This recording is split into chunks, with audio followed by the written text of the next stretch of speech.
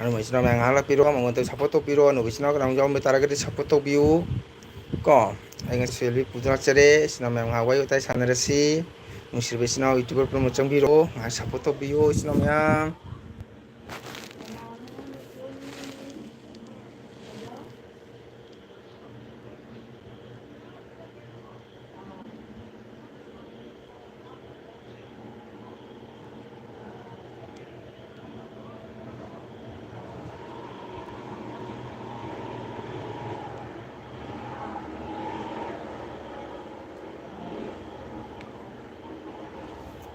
이ꯆꯤꯟ 이나우 ꯃꯌꯥꯝ ꯀꯅꯥ ꯂꯩꯕꯒꯦ ꯉꯥꯏꯍꯥꯛ ꯆꯪꯕꯤꯔꯛꯑꯣ ꯃꯉꯣꯟꯗꯒꯤ ꯑꯦꯜꯕꯤꯗ ꯉꯥꯏꯍꯥꯛ ꯁꯞꯄꯣꯔꯠ ꯇꯧꯕꯤꯌꯨ ꯅꯨꯡꯁꯤꯔꯕ ꯏꯆꯤꯟ ꯏꯅꯥꯎ ꯃꯌꯥꯝ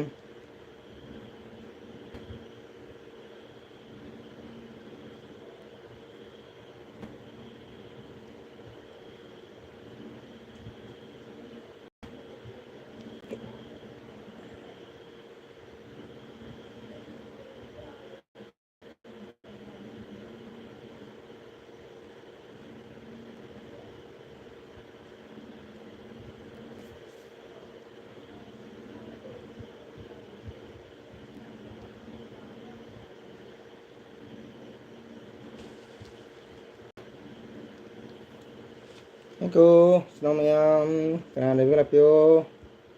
ꯂꯥꯏꯛ ꯇꯧꯕꯤꯌꯣ ꯃꯉꯣꯟꯗ ꯉꯁꯤꯁꯨ ꯑꯦꯜꯕꯤ ꯄꯨꯗꯨꯅ ꯂꯥꯛꯆꯔꯦ ꯏꯆꯤꯟ ꯏꯅꯥꯎ ꯃꯌꯥꯝ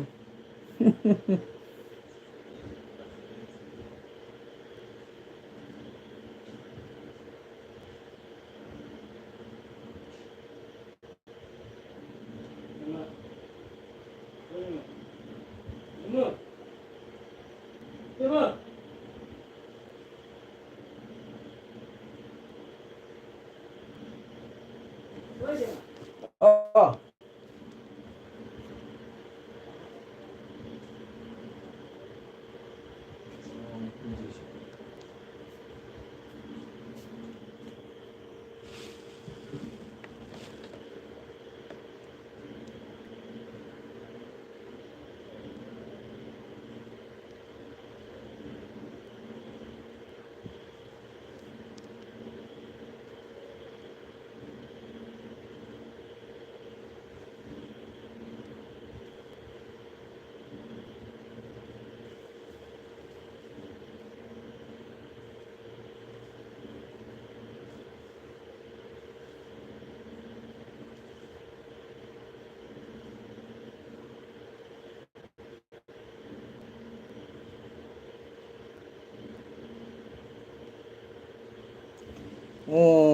ꯍꯧꯖꯤꯛꯀꯤꯗꯣ ꯀꯩꯒꯤ ꯀꯛꯂꯤꯅꯣ ꯑꯣꯖꯥ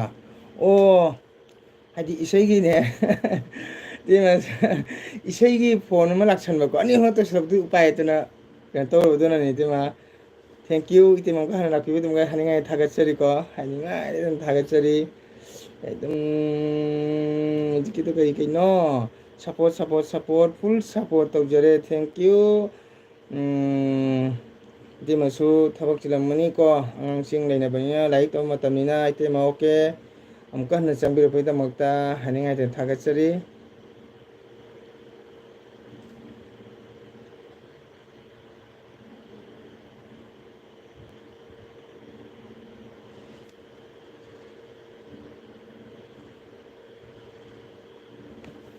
ꯑꯗꯨ ꯏꯆꯤꯟ ꯏꯅꯥꯎ ꯃꯌꯥꯝ ꯉꯥꯏꯍꯥꯛ ꯂꯥꯛꯄꯤꯌꯣ ꯋꯥꯔꯤ ꯋꯥꯇꯥꯏ ꯁꯥꯟꯅꯁꯤ ꯏꯆꯤꯟ ꯏꯅꯥꯎ ꯃꯌꯥꯝ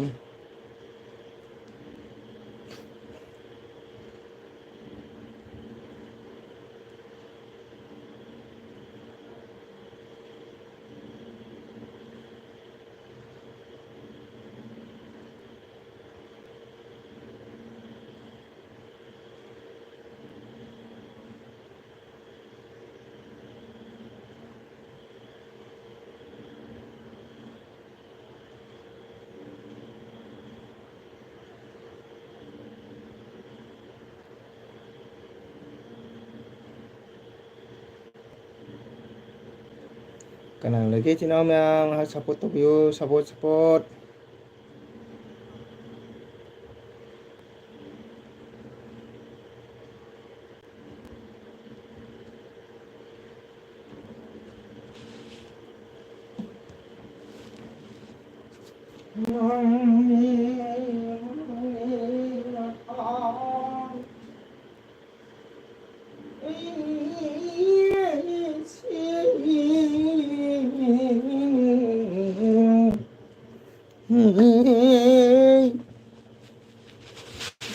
Nungaidoida, nungaidoida.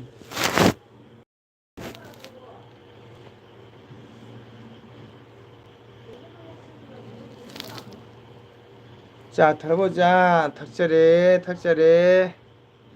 자, 탁자래. 자, 탁자래.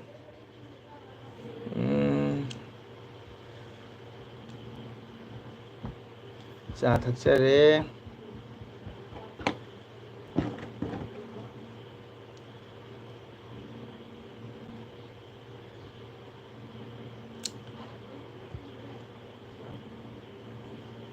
Mày 할라피오 em 사포토 비오 시노미야 탁대디 로루게 또보니다 땡큐 하이드나 삐레다 하이드나 삐레 하이드나 삐레 하닝아된 타갓서리 까남tân 하비 본테코 나무시에 띠모니 탁비라브로 자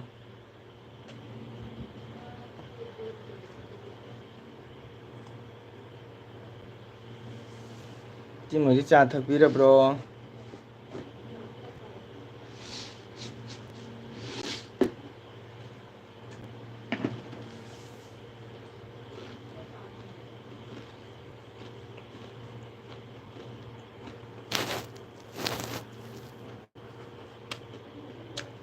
mày là phôi chai vậy cô 지난 월요일 갔고 러프이면 자작이게 그냥 아주 장민이지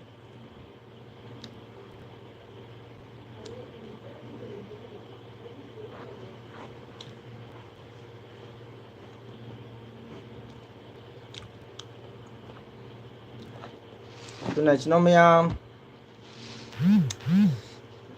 tối đi 시간 새 지나면 cây hay ni hay rồi ta hồi thắc lê nhưng ngon mất xa xin đồ ngày hát lại đi tao lúc kìa ô hồi đặc biệt rồi anh xin lại dàn mà thâu tay hồi chứ anh xin lại đi nèวันจันทร์มาทบtay lại đi xin nhà mà đủ vui sẽ còn 타갓자리 라이크 파단 땀한부 미우는 마셈 비우 거 마사 싱기 미우는 마셈 마시 바이 마토니 도 마사는 mana 마사 랑나 바시티 마마 비기 마토 당니 하이제닝이 거 시나면 아할라만 하밤 레베니고 미야시바 탕갈루노 어와낭바니 찬나시바 mana jangan pacit nangi kai do sinomya sana sibe thangalu pacit nang bodo pacit nang phaibo mi sibe kan bebudi sinomya mantra adon hojike juksidi kai tara jamna singye chapama tare sinomya akoi yam singjadaga su dum phan singye koisu ko ni pumplong le phangdarabanina punsiba jumnam lai ha punsiba thank you welcome punsiba 타갓자리 punsiba support toramiko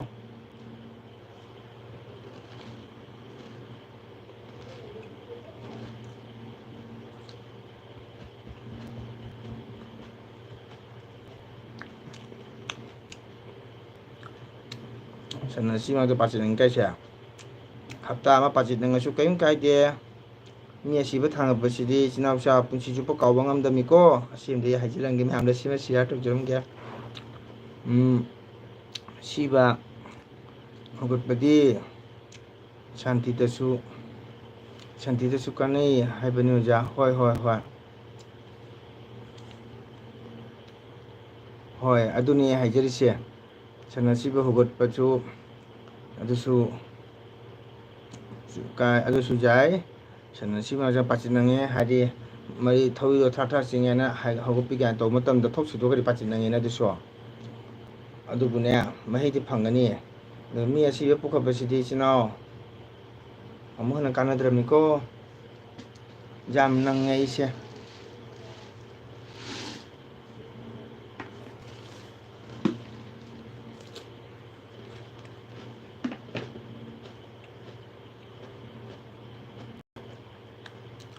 ꯍꯣꯏ ꯀꯀꯥ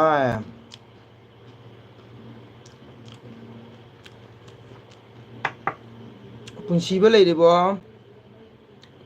ꯄꯨꯟꯁꯤꯕ ꯀꯀꯥꯅ ꯍꯥꯏꯒꯗꯕꯗꯤ ꯚꯤꯗꯤꯑꯣꯗꯤ ꯊꯥꯡꯒꯠꯄꯤꯌꯨꯀꯣ video ꯊꯥꯡꯒꯠꯄ ꯂꯦꯞꯀꯅꯨ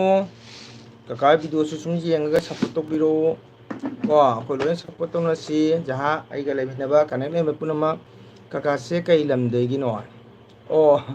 ꯑꯩ ꯀꯁꯥꯔꯒꯤꯅꯤ ꯄꯨꯟꯁꯤꯕ ꯄꯨꯟꯁꯤꯕꯅ ꯀꯩ ꯂꯝꯒꯤꯅꯣ ꯀꯗꯥꯏꯒꯤꯅꯣ ꯀꯣ ꯑꯩꯈꯣꯏ ꯂꯣꯏꯅ ꯑꯩꯒꯤ channel ꯂꯩꯃꯤꯟꯅꯩꯕ YouTuber connect ꯂꯩꯕ ꯄꯨꯝꯅꯃꯛ ꯂꯣꯏꯅ ꯁꯞꯄꯣꯔꯠ ꯇꯧꯃꯤꯟꯅꯁꯤ ꯄꯨꯟꯁꯤꯕꯀꯣ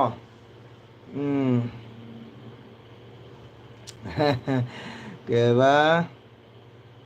ꯅꯤꯁꯂꯦꯞ ꯃꯅꯤꯄꯨꯔ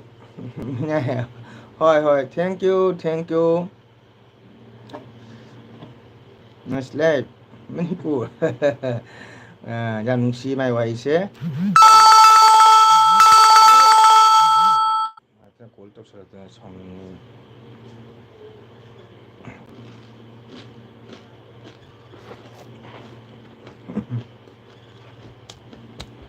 ꯍꯪꯉꯣ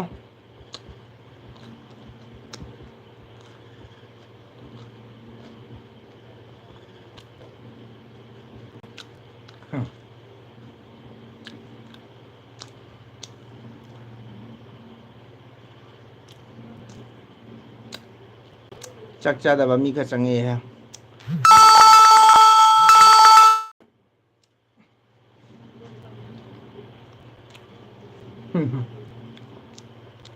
ꯆꯥꯛ ꯆꯥꯕ ꯃꯤꯗꯤ ꯁꯨꯃꯥꯏꯅ ꯍꯥꯏꯔꯦꯀꯣ ꯑꯣ ꯑꯩꯒꯤ ꯕꯦꯕꯤ ꯂꯥꯛꯑꯦ ꯑꯩ ꯕꯦꯕꯤꯁꯤ ꯌꯥꯝꯅ ꯁꯥꯎꯅꯤꯡꯉꯤ ꯑꯩ ꯏꯆꯟ ꯕꯦꯕꯤ ꯌꯥꯝꯅ ꯁꯥꯎꯅꯤꯡꯉꯤ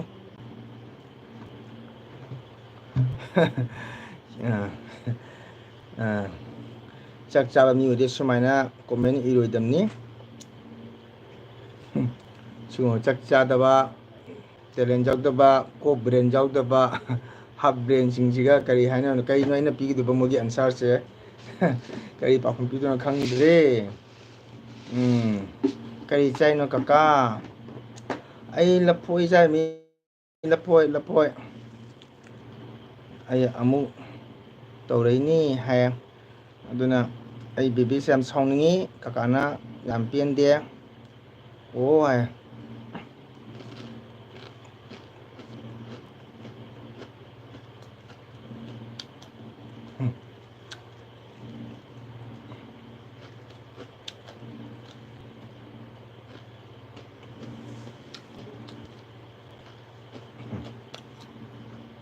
ꯀꯩꯒꯤꯅꯣ ꯀꯀꯥ ꯈꯪꯗꯦ ꯌꯥꯝ ꯁꯥꯎꯅꯤꯡꯉꯤ ꯌꯥꯝ ꯄꯦꯟꯗꯦ ꯀꯔꯤꯝꯇ ꯌꯦꯡꯕꯤꯗꯦ ꯑꯩꯅ ꯄꯤꯔꯕꯁꯨ ꯌꯦꯡꯕꯤꯗꯦ ꯍꯪꯕꯤꯗꯦ ꯑꯣꯞꯇꯧ ꯊꯝꯃꯤ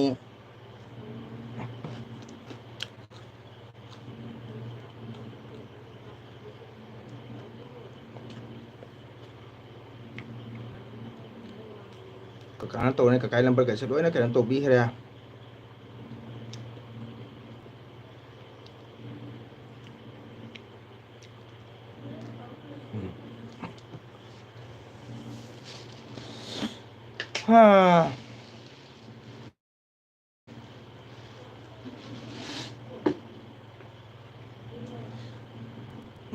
ꯑꯃꯔꯖꯤꯠ ꯃꯩꯔꯝꯕꯝ ꯂꯥꯛꯑꯦ ꯊꯥꯒꯠꯆꯔꯤ ꯑꯃꯔꯖꯤꯠ ꯑꯩꯒꯤ ꯆꯦꯅꯦꯜꯗ ꯆꯪꯕꯤꯔꯛꯄꯒꯤꯗꯃꯛꯇ ꯍꯥꯏꯅꯤꯡꯉꯥꯏꯗꯅ ꯊꯥꯒꯠꯆꯔꯤ ꯂꯥꯏꯛ ꯃꯆꯥ ꯑꯃ ꯇꯧꯕꯤꯔꯝꯃꯣ ꯀꯀꯥ ꯁꯛ ꯌꯥꯝꯅ ꯐꯖꯩꯌꯦ ꯋꯥꯎ ꯊꯦꯡꯀ꯭ꯌꯨ ꯑꯩꯕꯨ ꯁꯛ ꯐꯖꯕꯅ ꯍꯅꯨꯕ ꯃꯥꯟꯕ ꯑꯩꯕꯣ ꯍꯅꯨꯕ ꯃꯥꯜꯂꯁꯨ ꯐꯖꯩ ꯍꯥꯏꯕꯒꯤꯗꯃꯛꯇ ꯊꯥꯒꯠꯆꯔꯤ ꯑꯃꯔꯖꯤꯠ ꯀꯣ ꯑꯩꯗꯤ ꯀꯀꯥꯗꯤ ꯐꯨꯜ ꯁꯞꯄꯣꯔꯠꯅꯤ ꯊꯦꯡꯀ꯭ꯌꯨ ꯄꯨꯟꯁꯤꯕ ꯀꯀꯥꯁꯨ ꯁꯞꯄꯣꯔꯠ ꯇꯧꯅꯤ ꯑꯗꯨꯗꯤ ꯄꯥꯊꯩꯍꯦ ꯐꯠꯇꯦꯍꯦ ꯀꯔꯤ ꯐꯠꯇꯤꯅꯣ ꯀꯀꯥꯒꯤ ꯂꯝꯕꯔꯕꯨ ꯅꯪꯅ ꯀꯩꯅꯣ ꯊꯝꯕꯤꯔꯒ ꯀꯣꯜ ꯆꯪꯍꯟꯕꯤꯗ꯭ꯔꯦ ꯗꯣꯟꯆꯥ ꯖꯦꯡꯒꯥꯏꯅ ꯗꯣꯟꯆꯥ ꯄꯤꯔꯁꯨ ꯗꯣꯟꯆꯥ ꯖꯦꯡꯕꯤꯗ꯭ꯔꯦ ꯑꯗꯨꯗꯤ ꯀꯃꯥꯏꯅꯅꯣ ꯑꯩꯅ ꯑꯗꯨꯗꯤ ꯁꯥꯎꯅꯤꯡꯉꯣꯏꯗ꯭ꯔꯣ ꯃꯤ ꯑꯁꯦ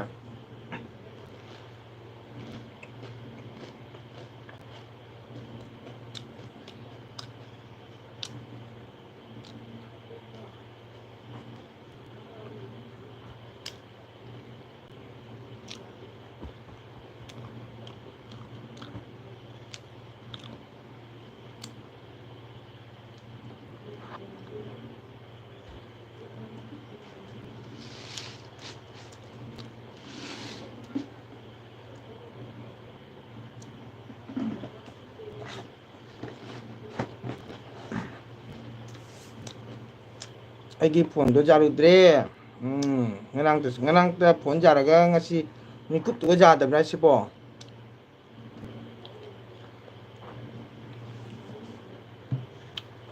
ꯅꯈꯨꯠꯇꯣ ꯈꯔ ꯅꯨꯡꯉꯥꯏꯔꯕꯣ ꯀꯀꯥ ꯕꯥꯏ ꯕꯥꯏ ꯑꯩ ꯊꯕꯛ ꯑꯃꯠꯇ ꯆꯠꯂꯨꯈꯤꯒꯦ ꯍꯜꯂꯒ ꯑꯃꯨꯛ ꯌꯦꯡꯂꯒꯦ ꯍꯣꯏ ꯄꯨꯟꯁꯤꯕ ꯆꯠꯂꯨꯔꯣ ꯅꯪ ꯊꯕꯛꯇꯣ ꯀꯣ ꯕꯦꯕꯤ ꯂꯥꯏꯛ ꯇꯧꯔꯕ ꯀꯀꯥꯒꯤꯗꯣ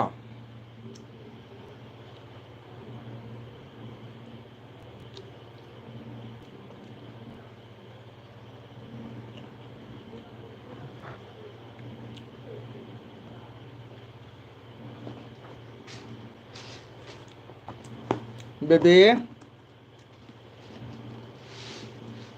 ꯆꯥ ꯊꯕꯣ ꯁꯟꯗꯥꯒꯤ ꯁꯟꯗꯥꯒꯤ ꯀꯩ ꯆꯥꯔꯦ ꯅꯈꯨꯠꯇꯣ ꯈꯔ ꯅꯨꯡꯉꯥꯏꯔꯕꯣ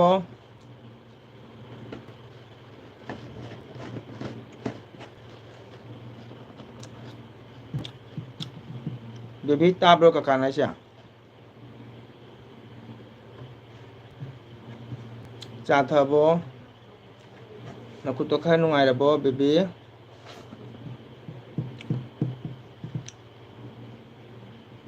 ꯇꯥꯕ꯭ꯔꯣ ꯕꯦꯕꯤ ꯚꯣꯖꯟ ꯀꯨꯃꯥꯔ ꯋꯥꯎ ꯍꯔꯦ ꯀ꯭ꯔꯤꯁꯅ ꯇꯥꯗꯥ ꯍꯔꯦ ꯀ꯭ꯔꯤꯁꯅ ꯀꯔꯤ ꯆꯥꯔꯤꯅꯣ ꯍꯔꯦ ꯀ꯭ꯔꯤꯁꯅ ꯖय ꯀ꯭ꯔꯤꯁꯅ ꯍꯔꯦ ꯀ꯭ꯔꯤꯁꯅ ꯍꯔꯦ ꯀ꯭ꯔꯤꯁꯅ ꯇꯥꯗꯥ ꯁꯨꯝ ꯁꯟꯗꯥꯒꯤ ꯃꯨꯔꯤ ꯑꯗꯨꯝ ꯀꯛ ꯑꯗꯨꯝ ꯁꯥꯏꯕꯅꯤ ꯇꯥꯗꯥ ꯊꯥꯒꯠꯆꯔꯤ ꯇꯥꯗꯥ ꯂꯥꯏꯛ ꯃꯆꯥ ꯑꯃ ꯇꯧꯕꯤꯌꯣ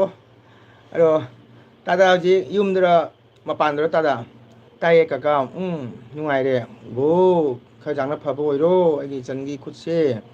ꯑꯗꯨꯒ ꯅꯪꯒꯤ ꯈꯨꯠꯇ ꯄꯨꯜꯂꯤꯕ ꯕꯦꯟꯗꯦꯖꯇꯤ ꯂꯧꯊꯣꯛꯑꯝꯈꯤꯔꯣꯏ ꯅꯠꯇ꯭ꯔꯥ ꯈꯨꯠꯇ ꯄꯨꯟꯕ ꯕꯦꯟꯗꯦꯖꯇꯤ ꯂꯧꯊꯣꯛꯑꯝꯈꯤꯔꯣꯏꯀꯣ ꯍꯣꯏꯗ ꯈꯔ ꯀꯩꯅꯣ ꯇꯧꯅ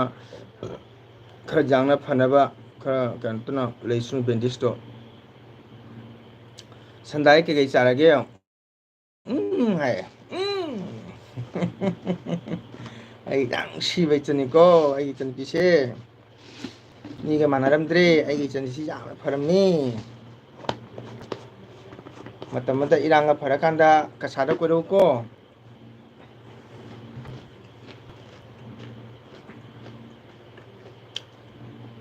ꯕꯦꯕꯤ ꯇꯥꯕ꯭ꯔꯥ ꯍꯌꯦꯡ ꯏꯔꯥꯡꯒ ꯐꯔꯀꯥꯟꯗ ꯗꯦꯠ 12 ꯑꯃꯨꯛ ꯆꯠꯇꯣꯏꯅꯦ ꯖꯦꯌ ꯀ꯭ꯔꯤꯁꯅ ꯀꯩꯒꯤꯅꯣ ꯕꯤꯕꯤ ꯀꯞꯄꯤꯗꯣ ꯈꯔ ꯌꯥꯡꯅ ꯐꯕ ꯑꯣꯏꯔꯣ ꯑꯩꯒꯤ ꯏꯆꯟꯒꯤ ꯈꯨꯠꯇꯣ ꯑꯗꯨꯒ ꯃꯅꯤꯄꯨꯔ ꯏꯔꯥꯡ ꯐꯔꯀꯥꯟꯗ ꯀꯁꯥꯔ ꯂꯝꯗꯝꯗ ꯀꯀꯥꯒꯤꯗ ꯀꯣꯏꯔꯛꯎ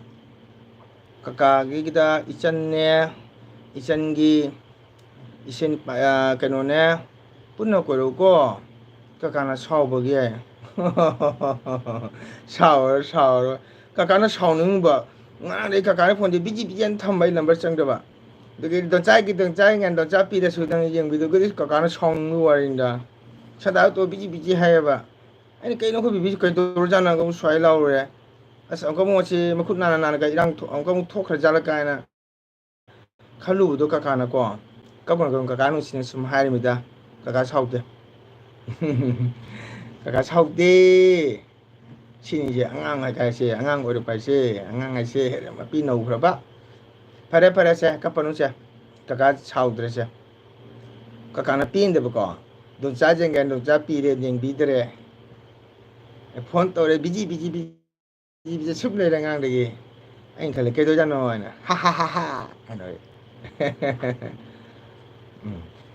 ꯑꯃꯨꯛ ꯅꯣꯏ ꯍꯌꯦꯡ ꯆꯍꯤ 30-40ꯒ ꯁꯨꯔꯗꯤ ꯈꯔ ꯐꯔꯛꯀꯅꯤ ꯍꯥꯏꯕ ꯍꯌꯦꯡ ꯑꯉꯥꯡ ꯑꯣꯏꯕꯩ ꯅꯤꯡꯉꯥꯏ ꯇꯧꯔꯤꯅꯤ ꯅꯠꯇ꯭ꯔꯣ ꯐꯔꯦ ꯐꯔꯦ ꯍꯣꯏꯗ ꯏꯆꯥꯅ ꯀꯀꯥꯗ ꯅꯤꯡꯉꯥꯏꯗꯣ ꯀꯅꯥ ꯇꯧꯅꯤꯀꯣ ꯅꯨꯡꯁꯤ ꯃꯔꯝ ꯃꯣꯛꯀꯗꯕꯅꯤ ꯈꯨꯠꯇꯣ ꯑꯗꯨꯅꯤꯕ ꯍꯣꯏ ꯀꯀꯥꯁꯨꯅꯦ ꯅꯨꯡꯉꯥꯏꯇꯕ ꯍꯥꯏꯇꯥꯔꯦꯀꯣ ꯉꯔꯥꯡ ꯅꯪꯅ ꯐꯣꯟ ꯇꯧꯔꯦ ꯑꯗꯨꯗ ꯀꯌꯥꯝꯇ ꯏꯔꯥꯡ ꯇꯧꯗꯕꯔꯣ ꯀꯀꯥ ꯑꯩꯈꯣꯏ ꯀꯁꯥꯔꯗꯗꯤ ꯏꯔꯥꯡꯁꯤ ꯂꯩꯇꯦ ꯑꯃꯔꯖꯤꯠ ꯀꯁꯥꯔꯗꯗꯤ ꯏꯔꯥꯡ ꯂꯩꯇꯦ ꯅꯍꯥꯟꯋꯥꯏ ꯑꯃꯨꯛ ꯇꯧꯔꯨꯔꯦꯗꯅꯀꯣ ꯑꯗꯨꯒ ꯇꯨꯃꯤꯟ ꯂꯩꯈ꯭ꯔꯦ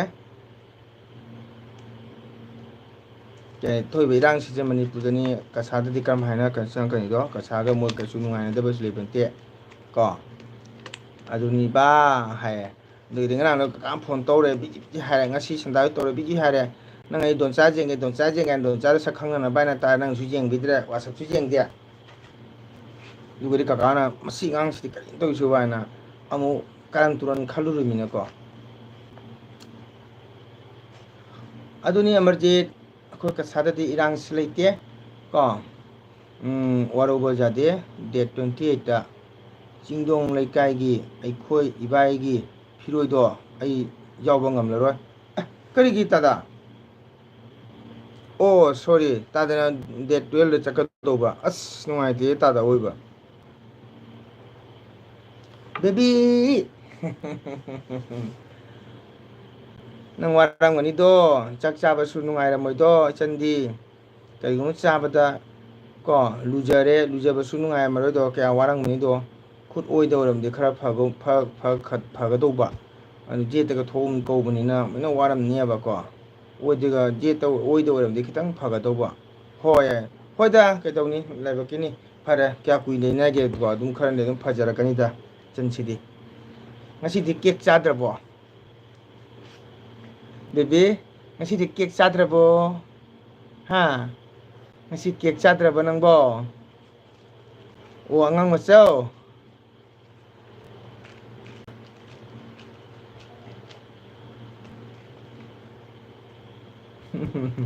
ꯆꯥꯗ꯭ꯔꯦ ꯎꯝ ꯃꯔꯝ ꯃꯣꯛꯄꯤ ꯏꯆꯟꯅꯤ ꯃꯔꯝ ꯃꯣꯛꯄꯤ ꯏꯆꯟꯅꯤ ꯚꯥꯞ ꯇꯥꯕꯤ ꯏꯆꯟꯅꯤ ꯑꯩꯅ ꯈꯪꯉꯤ ꯑꯩꯅ ꯈꯪꯉꯤ ꯀꯥꯔꯦꯟꯁꯤꯅ ꯃꯩꯁꯤꯅ ꯅꯨꯡꯉꯥꯏꯇꯕꯅ ꯃꯪꯁꯨ ꯃꯪꯁꯨꯅ ꯀꯔꯤ ꯏꯟꯖꯥꯡ ꯊꯣꯡꯒꯅꯤ ꯕꯦꯕꯦ ꯆꯥꯛꯇꯤ ꯃꯃꯥꯅ ꯊꯣꯡꯒꯗꯧ ꯃꯥꯜꯂꯦꯀꯣ ꯃꯃꯥꯅ ꯊꯣꯡꯉꯔꯅꯤ ꯆꯥꯛꯇꯤ ꯑꯩꯗꯤ ꯑꯩꯈꯣꯏ ꯇꯥꯗ ꯂꯥꯛꯀꯅꯦꯅ ꯍꯔꯥꯎꯔꯝꯃꯤ ꯑꯁꯦꯡꯕ 12 to ꯗꯦꯠ 20ꯗ ꯍꯜꯂꯛꯇꯣꯏꯅꯤ ꯑꯗꯨꯒ ꯗꯦꯠ 28ꯇ ꯕꯦꯡꯒ꯭ꯂꯣꯔꯗ ꯁꯨꯇꯤꯡ ꯑꯃ ꯆꯠꯄ ꯇꯥꯔꯕ ꯑꯣ ꯆꯠꯄꯤꯌꯨ ꯆꯠꯄꯤꯌꯨ ꯇꯥꯗ ꯂꯥꯏꯕꯛ ꯐꯕ ꯀꯩꯅꯣꯅꯤ ꯇꯥꯗ ꯏꯌꯥꯝꯕꯅꯤ ꯑꯩꯈꯣꯏꯒꯤ ꯀꯩꯅꯣꯗ ꯑꯩꯈꯣꯏ ꯇꯥꯗꯒꯤ ꯂꯥꯏꯕꯛꯁꯦ ꯑꯩ ꯅꯅꯥꯎ ꯀꯔꯤꯝ ꯍꯥꯏꯖꯒꯦ ꯑꯩꯁꯨꯅꯤ ꯑꯗꯣ ꯎꯄꯥꯏ ꯂꯩꯇꯕ ꯑꯩꯈꯣꯏ ꯇꯥꯗꯩ ꯂꯥꯏꯕꯛ ꯐꯕꯁꯤꯗꯕꯀꯣ ꯑꯩꯈꯣꯏꯒꯤ ꯏꯁꯩꯗ ꯅꯠꯇꯗ ꯀꯩꯅꯣ ꯍꯥꯏꯅꯅꯤ ꯃꯥꯏ ꯁꯅꯥꯇꯀ ꯁꯛꯇ꯭ꯔꯅ ꯁꯖꯤ ꯕꯤꯔꯥꯠꯇ ꯀꯩꯅꯣꯅ ꯑꯗꯨꯃꯥꯏꯅ ꯐꯠꯇ꯭ꯔꯕ ꯈꯣꯟꯅ ꯄꯣꯛꯂꯅ ꯆꯥꯎꯔꯤ ꯍꯥꯏꯕ ꯑꯩꯈꯣꯏ ꯇꯥꯗꯒꯤꯅ ꯑꯐꯕ ꯈꯣꯟꯗ ꯄꯣꯛꯂꯕ ꯏꯌꯥꯝꯕꯅꯤ ꯀꯣ ꯑꯩꯈꯣꯏ ꯇꯥꯗꯕꯨ ꯌꯥꯝ ꯅꯨꯡꯉꯥꯏ ꯀꯜꯀꯇꯥꯗ ꯑꯃꯨꯛ ꯆꯠ ꯗꯤꯜꯂꯤꯗ ꯑꯃꯨꯛ ꯆꯠ ꯄ꯭ꯔꯣꯒ꯭ꯔꯥꯝꯒꯤ ꯕꯦꯡꯒ꯭ꯂꯣꯔꯗ ꯑꯃꯨꯛ ꯆꯠ ꯌꯥꯝ ꯅꯨꯡꯉꯥꯏꯖꯩ ꯍꯔꯥꯎꯖꯩ ꯅꯅꯥꯎꯁꯨ ꯌꯥꯝꯅ ꯆꯠꯄꯗꯣ ꯅꯅꯥꯎ ꯆꯠꯄꯒ ꯆꯞ ꯃꯥꯟꯅꯩ ꯑꯩꯗꯣ ꯗꯥꯛꯇꯔꯗ ꯆꯠꯂꯨꯕꯅꯦ ꯑꯣ ꯉꯁꯤ ꯆꯠꯂꯨꯏꯕ꯭ꯔꯣ ꯑꯩꯁꯨꯅꯤ ꯑꯗꯨ ꯎꯄꯥꯏ ꯂꯩꯇꯕ ꯍꯣꯏ ꯇꯥꯗ ꯅꯥ ꯌꯦꯛꯇ꯭ꯔꯒ ꯑꯗꯨꯝ ꯃꯇꯨꯡꯗ ꯎꯅꯅꯤꯗꯅꯀꯣ ꯍꯔꯦ ꯀ꯭ꯔꯤꯁꯅ ꯇꯥꯗꯥ ꯍꯔꯦ ꯀ꯭ꯔꯤꯁꯅ ꯏꯕꯨꯡꯉꯣ ꯉꯥꯛꯀꯤ ꯅꯥꯝ ꯁꯣꯟꯕꯗꯅ ꯎꯄꯥꯏ ꯂꯩꯇꯦ ꯀꯂꯤꯖꯨꯛꯇ ꯀꯂꯤꯖꯨꯛꯇꯗꯤ ꯍꯔꯤ ꯁꯪꯒꯤꯇꯅ ꯃꯍꯥ ꯌꯩꯒꯅꯤ ꯀꯂꯤꯗꯗꯤ ꯍꯔꯤꯅꯥꯝꯅ ꯂꯥꯟꯕꯤꯒꯗꯧꯅꯤ ꯀꯂꯤꯗꯗꯤ ꯍꯔꯤꯅꯥꯝꯅ ꯑꯝꯕꯤꯇ꯭ꯔꯅꯤ ꯀꯂꯤꯗꯗꯤ ꯍꯔꯤꯅꯥꯝꯅ ꯄꯟꯆꯄ꯭ꯔꯥꯅꯤ ꯀꯂꯤꯗꯗꯤ ꯍꯔꯤꯅꯥꯝꯅ ꯏꯃꯥꯅꯤ ꯀꯂꯤꯗꯗꯤ ꯍꯔꯤꯅꯥꯝꯅ ꯏꯄꯥꯅꯤ ꯀꯂꯤꯗꯗꯤ ꯍꯔꯤꯅꯥꯝꯅ ꯁꯪꯁꯥꯔ ꯏꯄꯥꯛ ꯂꯥꯝꯕꯤꯒꯅꯤ ꯀꯂꯤꯗꯗꯤ ꯑꯟꯇꯤꯝ ꯀꯥꯟ ꯃꯇꯝꯗ ꯍꯔꯤꯅꯥꯝꯅ ꯉꯥꯡꯕꯤꯒꯅꯤ ꯀ꯭ꯔꯤꯁꯅ ꯅꯥꯝꯅ ꯀꯂꯤꯗꯗꯤ ꯚꯒꯋꯥꯟꯅ ꯑꯐ ꯑꯐꯝꯅ ꯄꯨꯁꯤꯟꯕꯤꯒꯅꯤ ꯑꯗꯨꯅ ꯀꯂꯤꯖꯨꯛꯇꯗꯤ ꯙꯔꯃ ꯀꯔꯃ ꯑꯐꯕ ꯇꯧ ꯍꯥꯏꯔꯤ ꯑꯗꯨ ꯑꯣꯏꯔꯕꯗꯤ ꯚꯒꯋꯥꯟꯅ ꯁꯣꯏꯗꯅ ꯀ꯭ꯔꯤꯄꯥ ꯇꯧꯒꯅꯤ ꯑꯗꯨꯅ ꯑꯩꯈꯣꯏ ꯇꯥꯗꯅ ꯅꯣꯟꯖꯔꯨꯕ ꯋꯥꯖꯔꯨꯕ ꯏꯁꯣꯔꯒꯤ ꯅꯥꯛꯇ ꯊꯋꯥꯏ ꯌꯥꯎꯖꯔꯨꯕꯗꯨꯅ ꯉꯁꯤ ꯚꯒꯋꯥꯟꯒꯤ ꯀ꯭ꯔꯤꯄꯥꯗꯒꯤ ꯀꯣ ꯁꯪꯀ꯭ꯔꯤꯇꯟꯗ ꯊꯋꯥꯏ ꯌꯥꯎꯖꯕꯗ ꯍꯧꯖꯤꯛ ꯇꯥꯗꯅ ꯍꯧꯖꯤꯛ ꯋꯥꯔꯜꯗ ꯃꯁꯛ ꯈꯪꯉꯤ ꯗꯤꯜꯂꯤꯗ ꯕꯣꯝꯕꯦꯗ ꯐꯣꯔꯦꯟꯗ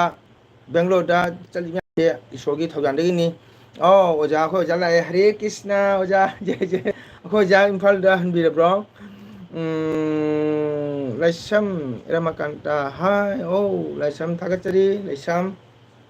ꯑꯩꯒꯤ LBꯗ ꯆꯪꯕꯤꯔꯕꯒꯤꯗꯃꯛꯇ ꯊꯥꯒꯠꯆꯔꯤ. ꯂꯥꯏꯛ ꯃꯆꯥ ꯑꯃ ꯇꯧꯕꯤꯔꯝꯃꯣ. ꯃꯨꯈꯣꯜꯕꯣꯜ ꯑꯃꯠꯇ ꯁꯦꯝꯅꯤꯡꯉꯦ. ꯅꯝ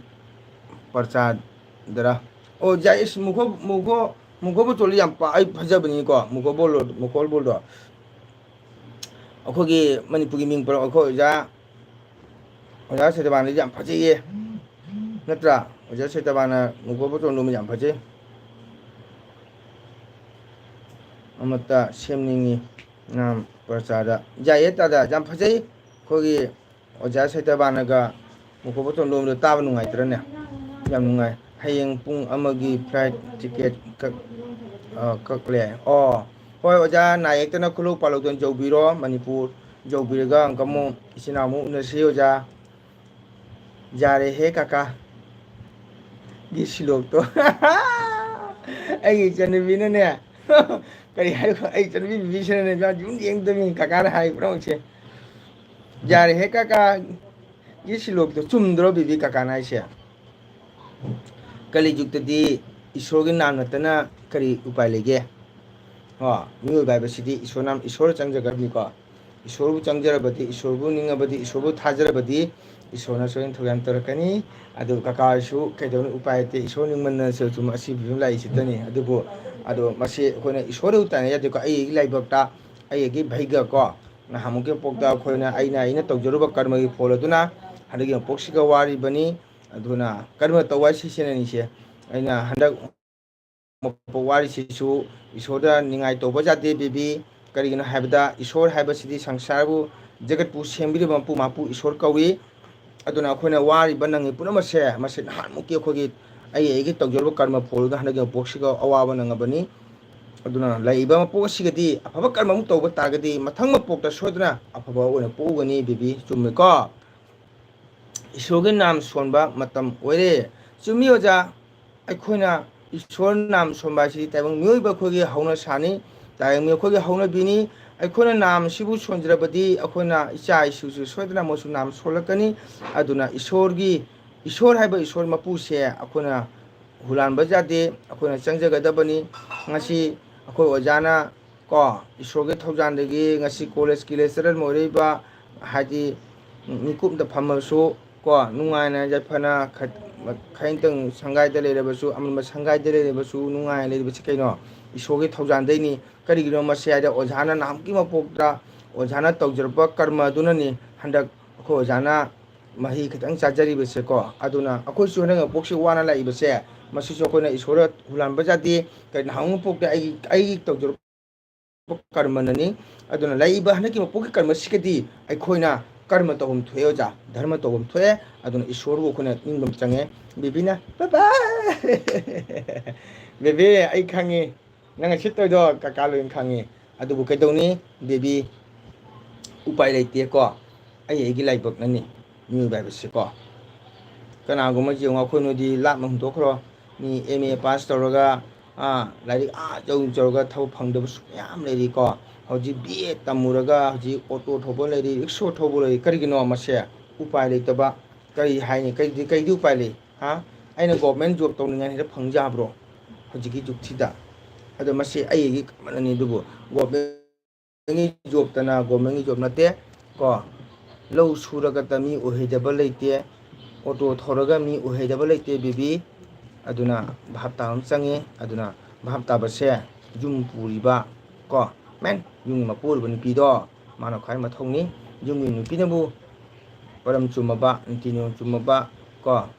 ꯇꯤꯟꯅ ꯁꯟꯗꯥ ꯃꯁꯛ ꯈꯪꯉꯕ ꯑꯗꯨ ꯑꯣꯏꯕ ꯇꯥꯔꯒꯗꯤ ꯁꯣꯏꯗꯅ ꯀꯣ ꯃꯥꯒꯤ ꯅꯨꯄꯥꯗꯨꯁꯨ ꯑꯐꯕ ꯑꯣꯏꯔꯛꯀꯅꯤ.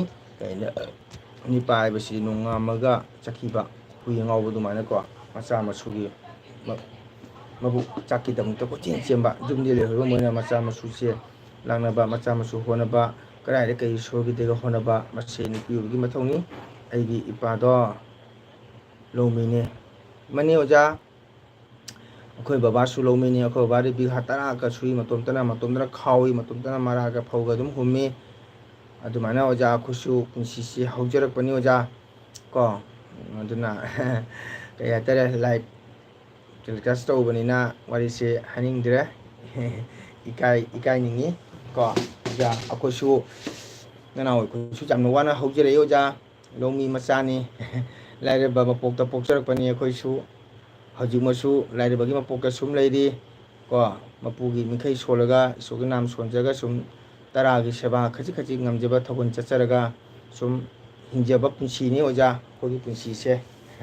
ꯑꯗꯨꯅ ꯑꯋꯥ ꯅꯨꯡꯉꯥꯏ ꯑꯋꯥꯕ ꯀꯌꯥ ꯀꯥꯎꯅꯕ ꯑꯃꯒꯁꯨ ꯇꯨꯡ ꯆꯠꯇ ꯑꯩꯒꯤ ꯃꯦꯃꯣꯔꯤ ꯃꯆꯥ ꯑꯃꯇꯪ ꯂꯩꯍꯧꯅꯕ ꯃꯌꯥꯝ ꯃꯐꯝꯗꯅꯦꯅ ꯑꯩꯅ ꯉꯥꯏꯍꯥꯛ ꯉꯥꯏꯍꯥꯛ ꯚꯤꯗꯤꯑꯣ ꯊꯥꯒꯠꯆꯔꯤꯕ ꯃꯌꯥꯝꯅ ꯃꯤꯠꯌꯦꯡ ꯇꯥꯍꯟꯖꯔꯤꯕꯁꯦ ꯑꯣꯖꯥꯁꯤꯡꯒꯤ ꯃꯐꯝꯗ ꯑꯁꯤꯒꯤꯗꯃꯛꯇꯅꯤ ꯑꯣꯖꯥ ꯑꯗꯨꯕꯨ ꯑꯩ ꯊꯕꯛ ꯇꯧꯍꯧꯗꯦ ꯑꯩ ꯂꯩꯔꯦ ꯂꯩꯇꯦ ꯍꯥꯏꯗꯅ ꯁꯨꯝ ꯎꯡꯉꯒ ꯐꯝꯃꯒꯗꯤ ꯏꯁꯣꯔꯅ ꯊꯥꯗꯔꯛꯀꯗꯕꯗꯤ ꯅꯠꯇꯦꯗꯣ ꯑꯣꯖꯥ ꯀꯣ ꯑꯩꯅ ꯁꯨꯔꯨꯔꯒ ꯈꯣꯠꯂꯨꯔꯒ ꯇꯥꯜꯂꯒ ꯑꯗꯨꯒ ꯈꯔ ꯁꯦꯝꯖꯤꯟ ꯁꯥꯖꯟꯅ ꯊꯝꯖꯔꯒꯅꯦꯕ ꯃꯤ ꯑꯣꯏꯔꯛꯀꯗꯧꯁꯦ ꯑꯣꯖꯥ ꯀꯣ ꯍꯣꯏꯗ ꯑꯩꯈꯣꯏ ꯑꯣꯖꯥ ꯍꯣꯏꯅ ꯈꯪꯕꯤꯔꯤꯕꯅꯤ ꯕꯦꯕꯤ ꯇꯥꯔꯤꯕꯣ ꯀꯀꯥꯅ ꯍꯥꯏꯁꯦ ꯕꯦꯕꯤ ꯇꯥꯔꯤꯕꯣ ꯀꯀꯥꯅ ꯍꯥꯏꯁꯦ ꯇꯥꯔꯤꯕꯣ ꯅꯪ ꯁꯤꯅꯤ ꯑꯣꯖꯥ ꯀꯔꯤ ꯍꯥꯏꯅꯤ ꯀꯅꯥꯎ ꯃꯆꯥ ꯃꯁꯨꯅ ꯃꯇꯤꯛ ꯆꯥꯕ ꯃꯤ ꯑꯣꯏꯔꯤ ACS ꯑꯣꯏꯕ ꯌꯥꯎꯔꯤ DC ꯑꯣꯏꯕ ꯌꯥꯎꯔꯤ APSC ꯑꯣꯏꯕ ꯌꯥꯎꯔꯤ UPSC ꯑꯣꯏꯕ ꯌꯥꯎꯔꯤ ꯑꯆꯧ ꯑꯆꯧꯕ ꯊꯕꯛ ꯃꯌꯥꯝ ꯑꯣꯏꯅ ꯌꯥꯎꯔꯤ ꯀꯩꯒꯤꯅꯣ ꯃꯁꯦ ꯃꯥꯒꯤ ꯍꯣꯠꯅꯖꯕ ꯃꯍꯩꯅꯤ ꯀꯣ ꯑꯩꯈꯣꯏ ꯏꯄꯥꯅ ꯏꯆꯤꯟ ꯏꯅꯥꯎ 19 ꯌꯣꯛꯂꯛꯏꯅꯤ ꯆꯨꯝꯃꯤ ꯑꯣꯖꯥ ꯃꯇꯝ ꯑꯃꯗ ꯑꯣꯖꯥꯁꯤꯡꯁꯦ ꯑꯍꯟꯁꯤꯡꯁꯤꯅ ꯃꯆꯥ 9 ꯄꯣꯛꯄ 10 ꯄꯣꯛꯄ ꯃꯌꯥꯝ ꯇꯧꯔꯝꯃꯤ ꯑꯗꯨ ꯂꯧ ꯁꯨꯔꯒ ꯃꯆꯥ ꯃꯁꯨꯁꯦ ꯃꯤ ꯑꯣꯏꯅꯕ ꯁꯦꯝꯕꯤꯔꯝꯃꯤ ꯍꯧꯖꯤꯛꯇꯤ ꯃꯇꯝꯁꯤꯒꯗꯤ ꯃꯆꯥ ꯑꯅꯤꯗ ꯄꯣꯛꯄ ꯃꯤꯑꯣꯏ ꯑꯣꯏꯅꯕ ꯁꯦꯝꯕ ꯉꯝꯃꯛꯇ꯭ꯔꯕ ꯖꯨꯒꯅꯤ ꯑꯣꯖꯥ ꯃꯇꯝꯁꯤꯅ ꯑꯗꯨꯛꯀꯤ ꯃꯇꯤꯛ ꯀ꯭ꯔꯥꯏꯁꯤꯁ ꯑꯣꯏꯔꯛꯄ ꯃꯇꯝꯁꯤ ꯌꯥꯝꯅ ꯂꯨꯔꯛꯄ ꯃꯇꯝꯁꯤꯅꯁꯨ ꯌꯥꯝꯅ ꯂꯨꯁꯜꯂꯛꯄ ꯃꯇꯝꯅꯤ ꯑꯣꯖꯥ ꯍꯧꯖꯤꯛꯀꯤ ꯃꯇꯝꯁꯦ ꯃꯇꯨꯡꯗ ꯑꯃꯨꯛ ꯊꯦꯡꯅꯔꯁꯤꯀꯣ ꯕꯥꯏ ꯕꯥꯏ ꯖय ꯀ꯭ꯔꯤꯁꯅ ꯇꯥꯗ ꯍꯔꯦ ꯀ꯭ꯔꯤꯁꯅ ꯇꯥꯗꯒꯤ ꯆꯤꯜꯂꯕ ꯊꯕꯛ ꯀꯥꯏꯊꯣꯛꯄꯤꯔꯒ ꯅꯅꯥꯎ ꯃꯪꯒꯣꯜꯒꯤ ꯑꯦꯜꯕꯤꯗ ꯉꯥꯏꯍꯥꯛ ꯆꯪꯕꯤꯗꯕꯅꯤ ꯇꯥꯗꯕ ꯚꯛꯇꯤ ꯀꯠꯆꯔꯤ ꯖय ꯀ꯭ꯔꯤꯁꯅ ꯅꯥ ꯌꯦꯛꯇꯅ ꯌꯧꯕꯤꯔꯣ ꯕꯦꯡꯒ꯭ꯂꯣꯔꯗ ꯑꯗꯨꯒ ꯄ꯭ꯔꯣꯒ꯭ꯔꯥꯝ ꯄꯥꯡꯊꯣꯛꯄꯤꯔꯝꯃꯒ ꯑꯃꯨꯛ ꯔꯤꯇꯔꯟ ꯍꯟꯕꯤꯔꯛꯎ ꯅꯥ ꯌꯦꯛꯇꯅ ꯇꯥꯗ ꯑꯗꯨꯅꯤ ꯑꯣꯖꯥ ꯍꯧꯖꯤꯛꯀꯤ ꯃꯇꯝꯁꯤꯒ ꯍꯥꯟꯅꯒ ꯌꯥꯝ ꯈꯦꯠꯅꯩ ꯍꯥꯟꯅꯒꯤ ꯊꯥꯏꯅꯩ ꯑꯍꯟꯁꯤꯡꯁꯤꯅ ꯂꯧꯁꯨ ꯌꯥꯝꯅ ꯁꯨꯏ ꯃꯆꯥ ꯃꯁꯨꯁꯨ ꯑꯁꯨꯝ ꯄꯥꯂꯣꯟ ꯇꯧꯔꯝꯃꯤ ꯃꯆꯥꯁꯤꯡꯒꯤ ꯃꯤ ꯑꯣꯏꯅꯕꯁꯨ ꯁꯦꯝꯃꯝꯃꯤ ꯀꯣ ꯑꯍꯥꯎꯕꯁꯨ ꯆꯥꯔꯝꯃꯤ ꯍꯧꯖꯤꯛꯀꯤ ꯃꯇꯝꯁꯤꯅ ꯑꯍꯥꯎꯕ ꯄꯣꯠ ꯑꯃꯠꯇ ꯃꯁꯛ ꯎꯗ꯭ꯔꯦ ꯑꯣꯖꯥ ꯑꯩꯅ ꯈꯟꯖꯕꯗ ꯑꯃꯠꯇ ꯐꯥꯎ ꯊꯛꯏꯕ ꯏꯁꯤꯡꯁꯤꯐꯥꯎ ꯂꯣꯏꯅ ꯄꯣꯏꯖꯟꯃꯛꯇ ꯑꯣꯏꯔꯝꯃꯤꯅ ꯑꯣꯖꯥ ꯍꯧꯖꯤꯛꯀꯤ ꯃꯇꯝꯗ ꯑꯁꯦꯡꯕ ꯄꯣꯠ ꯍꯥꯏꯁꯦ ꯀꯔꯤꯅꯣ ꯍꯥꯏꯕꯁꯦ ꯃꯤꯠꯅ ꯎꯕ ꯐꯪꯗꯦ ꯑꯣꯖꯥ ꯍꯧꯖꯤꯛꯇꯤ ꯏꯆꯥ ꯑꯅꯤ ꯌꯣꯛꯄꯗ ꯋꯥꯏ ꯆꯨꯝꯃꯤ ꯑꯣꯖꯥ ꯌꯥꯝ ꯆꯨꯝꯕ ꯋꯥꯐꯝꯅꯤ ꯏꯆꯥ ꯑꯅꯤ ꯌꯣꯛꯄꯗ ꯌꯥꯝ ꯋꯥꯏ ꯋꯥꯎ ꯑꯩ ꯏꯇ ꯅꯨꯡꯁꯤꯕꯤ ꯗꯣꯅꯤꯂꯥꯏ ꯁꯪ ꯋꯦꯜꯀꯝ ꯆꯥ ꯀꯥꯞ ꯑꯅꯤꯒ ꯀꯣꯟꯅ ꯀꯣꯐꯤ ꯀꯥꯞ ꯑꯅꯤꯒ ꯀꯣꯟꯅ ꯄꯤꯕꯤꯔꯛꯏꯀꯣ ꯊꯦꯡꯀ꯭ꯌꯨ ꯗꯣꯅꯤ ꯋꯦꯜꯀꯝ ꯀꯀꯥꯒꯤ ꯆꯦꯅꯦꯜꯗ ꯆꯪꯕꯒꯤꯗꯃꯛꯇ ꯀꯥꯒꯤ ꯆꯦꯅꯦꯜꯗ ꯊꯥꯒꯠꯆꯔꯤ ꯅꯪ ꯄꯨꯡ ꯀꯌꯥꯗ ꯍꯜꯂꯛꯄꯒꯦ ꯉꯁꯤ ꯂꯥꯏꯛ ꯃꯆꯥ ꯑꯃ ꯇꯧꯔꯣ ꯑꯗꯨꯅꯤ ꯑꯣꯖꯥ ꯍꯧꯖꯤꯛꯀꯤ ꯃꯇꯝꯁꯦ ꯈꯔ ꯂꯩꯔꯕ ꯃꯤꯁꯤꯡꯁꯦ ꯁꯦꯠꯅ ꯆꯥꯟꯅꯔꯅꯤ ꯑꯣꯖꯥ ꯀꯣ ꯁꯤ ꯁꯣꯏꯗ꯭ꯔꯕꯅꯤ ꯑꯣꯖꯥ ꯍꯧꯖꯤꯛ ꯇꯥꯏꯕꯪꯄꯥꯟ ꯃꯤꯑꯣꯏꯕ ꯑꯩꯈꯣꯏꯅ ꯄꯥꯜꯂꯤꯕꯁꯤ ꯑꯣꯖꯥ ꯑꯔꯣꯏꯕ ꯃꯇꯝꯅꯤꯀꯣ ꯑꯣꯖꯥ ꯍꯧꯖꯤꯛ ꯑꯔꯣꯏꯕ ꯃꯇꯝꯅꯤ ꯍꯥꯏꯗꯤ ꯑꯗꯨꯅ ꯍꯧꯖꯤꯛ ꯑꯣꯖꯥ ꯅꯨꯡꯁꯤ ꯃꯐꯝ ꯈꯨꯗꯤꯡꯗ ꯍꯧꯖꯤꯛ ꯊꯣꯛꯏꯕ ꯀ꯭ꯔꯥꯏꯝꯁꯦ ꯔꯥꯖꯁꯊꯥꯟꯗ ꯌꯨꯄꯤꯗ ꯑꯃꯦꯔꯤꯀꯥꯗ ꯅꯦꯄꯥꯜꯗ ꯀꯣ ꯍꯧꯖꯤꯛ ꯊꯣꯛꯏꯗꯅ ꯑꯩꯈꯣꯏ ꯃꯅꯤꯄꯨꯔ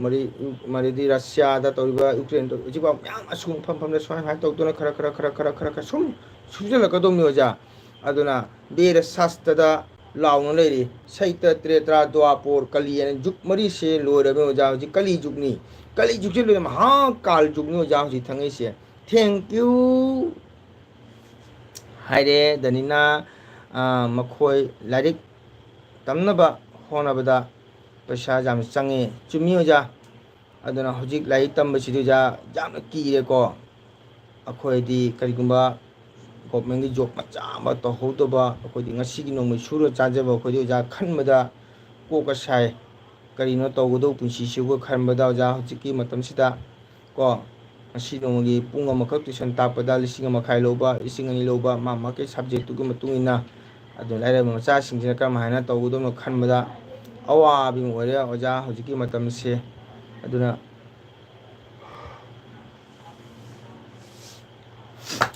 ꯈꯪꯗ꯭ꯔꯦ ꯑꯗꯣ ꯅꯨꯡꯉꯥꯏꯕ ꯃꯇꯝꯗꯤ ꯂꯥꯛꯑꯔꯣꯏ ꯑꯣꯖꯥ ꯀꯥ ꯑꯃꯨꯛ ꯂꯥꯛꯀꯦ ꯀꯩꯗꯧꯔꯦ ꯗꯣꯅꯤ ꯀꯩꯗꯧꯔꯦ ꯆꯥꯛ ꯊꯣꯡꯒꯦꯔꯣ ꯍꯣꯏ ꯅꯪꯒꯤ ꯊꯕꯛ ꯂꯩꯗꯤ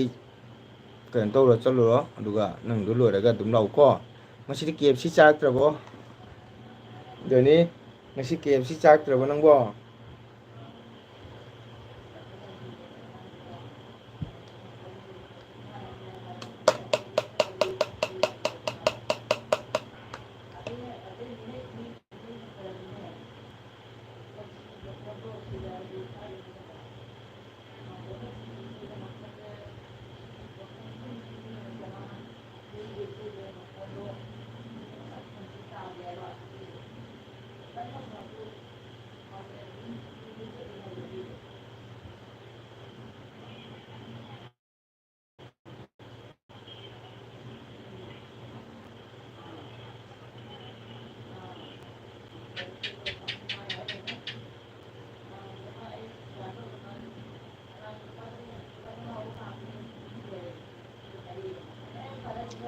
ꯃꯌꯥꯝ ꯁꯞꯄꯣꯔꯠ ꯇꯧꯕꯤꯌꯣ ꯏꯆꯤꯟ ꯏꯅꯥꯎ ꯃꯌꯥꯝ ꯉꯥꯏꯍꯥꯛ ꯋꯥꯔꯤ ꯁꯥꯟꯅꯁꯤ ꯏꯆꯤꯟ ꯏꯅꯥꯎ ꯌꯥꯝ ꯅꯨꯡꯉꯥꯏ ꯑꯩꯈꯣꯏ ꯑꯣꯖꯥ ꯋꯥꯔꯤ ꯁꯥꯟꯅꯕ ꯑꯩꯈꯣꯏ ꯑꯣꯖꯥꯒ ꯋꯥꯔꯤ ꯁꯥꯟꯅꯕ ꯑꯁꯨꯃꯥꯏꯅ ꯀꯣ ꯅꯨꯡꯉꯥꯏꯕ ꯋꯥꯔꯤ ꯁꯥꯟꯅꯕ ꯒ꯭ꯌꯥꯟ ꯂꯩꯕ ꯕꯨද්ධꯤ ꯂꯩꯕ ꯋꯥꯔꯤꯁꯤꯡꯁꯦ ꯁꯤꯒꯨꯝꯕ ꯄꯥꯝꯃꯦꯗꯤ ꯏꯁꯣꯔꯁꯨ ꯏꯁꯣꯔꯁꯨ ꯑꯉꯥꯡ ꯃꯁꯄꯥꯟ ꯊꯝꯂ ꯀꯥꯟꯗ ꯈꯪꯒꯅꯤ ꯃꯅꯤ ꯏꯁꯣꯔꯁꯨ ꯑꯉꯥꯡ ꯃꯁꯄꯥꯟ ꯊꯝꯂꯀꯥꯟꯗ ꯈꯪꯉꯤ ꯃꯅꯤ ꯑꯣꯖꯥ ꯄꯥꯅ ꯊꯝꯃꯀꯥꯟꯗ ꯂꯣꯏ ꯈꯪꯒꯗꯣꯏꯅꯤ ꯑꯣꯖꯥ ꯂꯥꯏꯔꯤꯛ ꯇꯝꯕ ꯍꯥꯏꯁꯦ ꯍꯧꯖꯤꯛꯀꯤ ꯆꯪꯉꯤꯕ ꯈꯔꯁꯥ ꯈꯜꯂꯨꯕꯗ ꯑꯉꯛꯄꯅꯤ ꯑꯣꯖꯥ ꯉꯁꯤ ꯅꯣꯡꯃ ꯄꯨꯡ ꯑꯃ ꯇ꯭ꯌꯨꯁꯟ ꯇꯥꯛꯄꯗ ꯂꯨꯄꯥ 1,000 ꯂꯧꯔꯤ ꯃꯣꯏꯒꯤ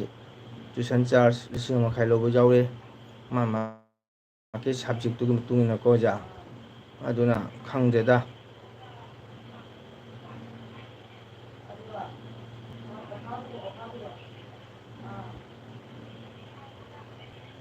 ꯑꯉꯥꯡ ꯂꯥꯏꯔꯤꯛ ꯇꯝꯍꯟꯕ ꯃꯄꯥꯟꯗ ꯊꯝꯕ ꯈꯖꯤꯛꯀꯤ ꯈꯣꯠꯆꯣ ꯅꯠꯇꯦꯗ ꯑꯣꯖꯥ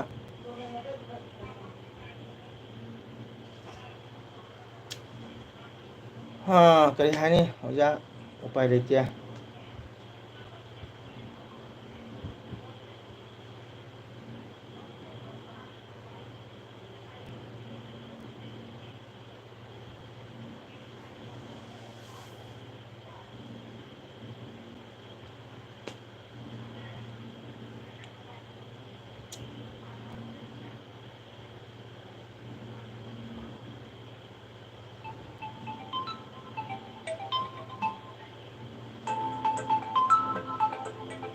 ꯐꯣꯟ ꯂꯥꯛꯏ ꯐꯣꯟ ꯂꯥꯛꯑꯦ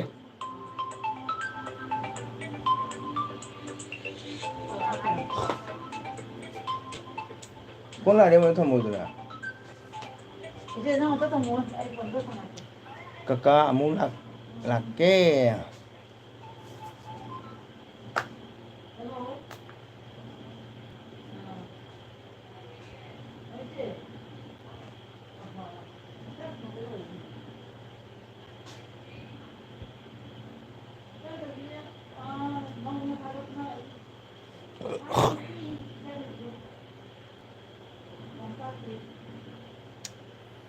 ꯑꯣꯖꯥ ꯉꯁꯤ ꯁꯟꯗꯥꯗꯤ ꯀꯔꯤ ꯍꯤꯟꯖꯥꯡ ꯑꯣꯏꯅ ꯍꯣꯠꯅꯅꯤ ꯉꯁꯤꯒꯤꯗꯤ ꯑꯣꯖꯥ ꯉꯁꯤꯒꯤꯗꯤ ꯀꯔꯤ ꯑꯣꯏꯅ ꯍꯣꯠꯅꯔꯒꯅꯤ ꯑꯣꯖꯥ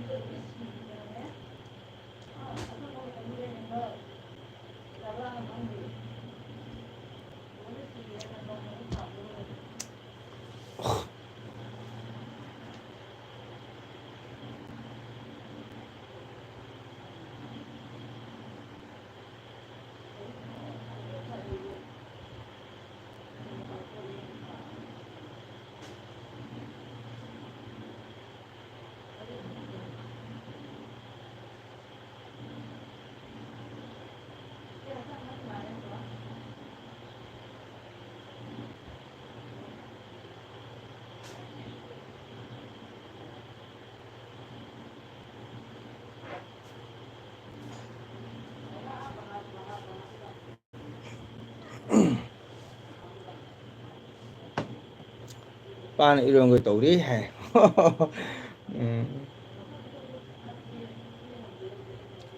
ꯄꯥꯅ ꯏꯔꯣꯟꯕꯁꯨ ꯍꯥꯎꯏ ꯑꯣꯖꯥ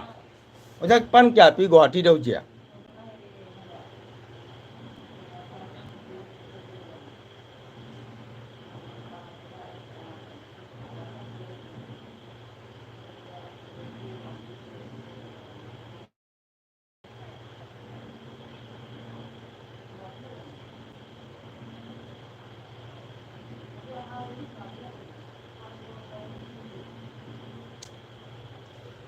wow ay tan rebita la rebita masubok da lai bagi matang degi komen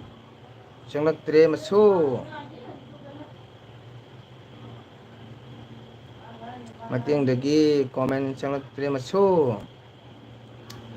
Manipurdagi purakpane o Manipurdi pokpa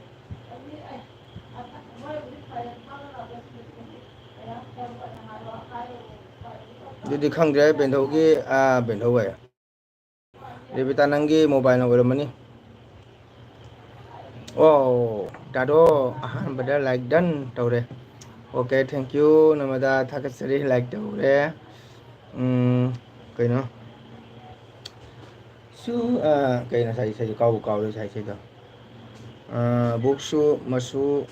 longmi machani aisu taro pan marfu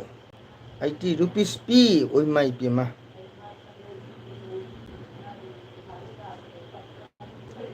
thank you tema ni changbida magda like dan oja thank you tema nungaribo khoi tema bu nungai bro rebita nungai bo ay namada sandai cha thabo masai ko namada sei doi ko jam nungai sai sei do misagi sei do bo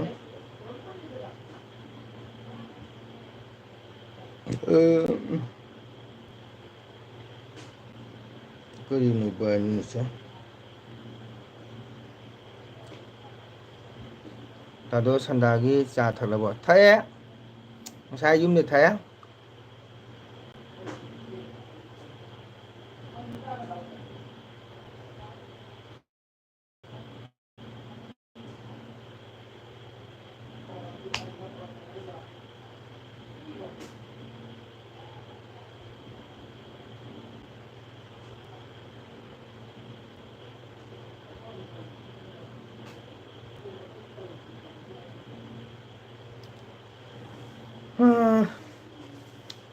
Manipur dasu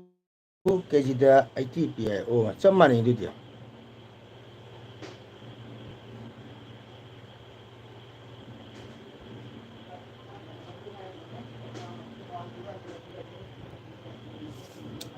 aina hante namada ki 3.79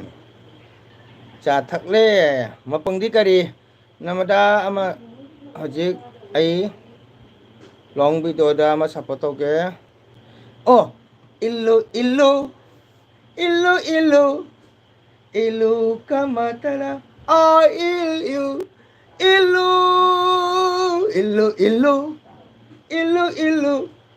illu kamatala I love you illu wow yung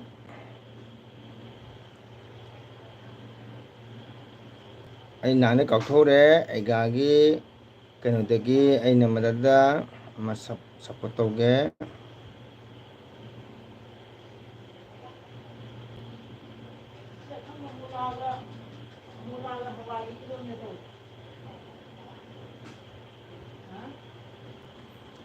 rebita sandai cha thabo be masana namadai de portha mari mai family da kamaina lebi nei jemina si mayam bonga chaga wow how bani deso one is 7.2k oh my god rebita cha thabo rebita nungai bo hangido khumaktrami hore mine wari suna kona ka kochi kolakane ba sai mi namada rebita nungari bo hangi je khumba khumakta bane ba ha mi ngang na ma logu di ngai dum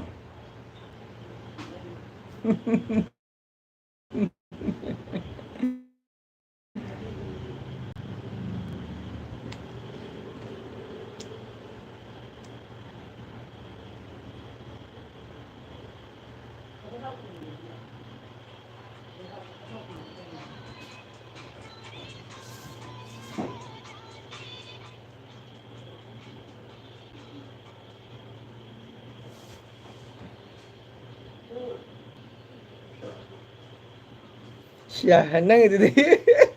tao ngono nok salak pa male ko kando jam phajana acting tawre ai phawa hite ga nang na hachina mali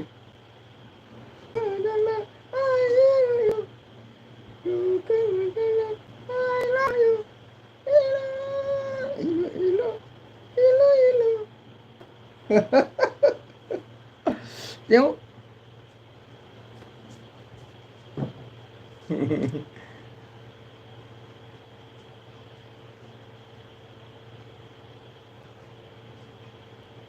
oh ban namanya sumainan nahaw ini sumle yuko ahani orekan uko ahani orekan hayang ahani maya kayak tau kan no nahaw ini sumle yo hello kakak nu like tau biramo Ribita lao lay mi lay bani namada lay bani tumin lay sin lay mi wala khoi sum sun rama sum mar ka ha na sai lak ka ni sumai na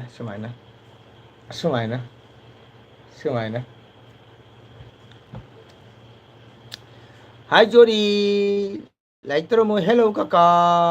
hai mono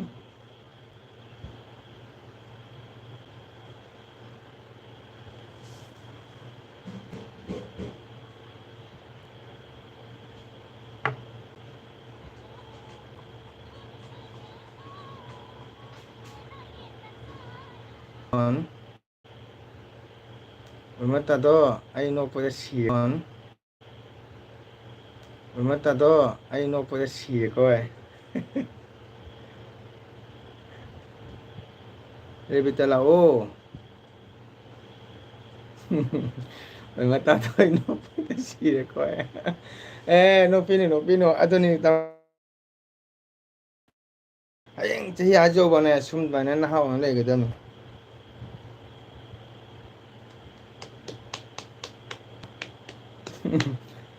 Hoi bi dami ko sa tan ai di hanubi pharasu ril semgani aina pamba subject ni kai de semo aduga maya da ti maya di hapu ko maya te hapu Thank you oja pasante lemba jaw bosiga maya te hapu ko maya jaw to na ka tawra kanu ko jaw rang ba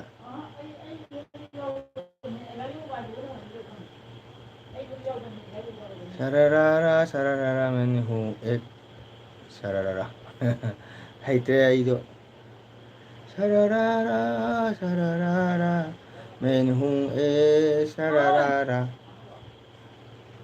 kita po 435 431 isi number cepatnya kan tunggu itu pohon my number sih Ribita kayak dulu ke thong kak the lot lì đó nang bỏ nhưng mà đã lão ấy hàng gì mà xuống khum đầm ni học cái này tao muốn cho học tụi mình ai mấy ai tiếp bây giờ rồi ai mấy ai đừng ngay tiếp à qua cha ni hãy tụi ni mình là hoàng ngang này bé ba hay nè hơi dịch tới giờ đấy tụi nang mobile này đồ Ribita nang mobile na khang abo mine cái to bon ti nang mobile na giờ đến tôi mình nằm mà đang sai Ribita lão anh câu này adana namada giờ học cái tiếng giờ học tiếng ngoài thì Ribita lại hay là sung pire wow cái anh si nó nằm mà đang Ribita sẽ ꯃꯥꯏ ꯌꯥꯎꯗꯕꯁꯦ ꯅꯔꯃꯗꯥꯅꯦ ꯈꯪꯕ꯭ꯔꯥ ꯑꯣ ꯕꯦꯝꯃꯣ ꯕꯕꯨꯒ ꯏꯁꯨꯒ ꯄꯣꯝꯕꯦ ꯑꯉꯥꯏ ꯇꯧꯕ ꯍꯅꯨꯕ ꯆꯥꯎꯁꯦ ꯉꯥꯏ ꯇꯧꯕꯅꯦꯕ ꯉꯥꯏ ꯇꯧꯕꯅꯦ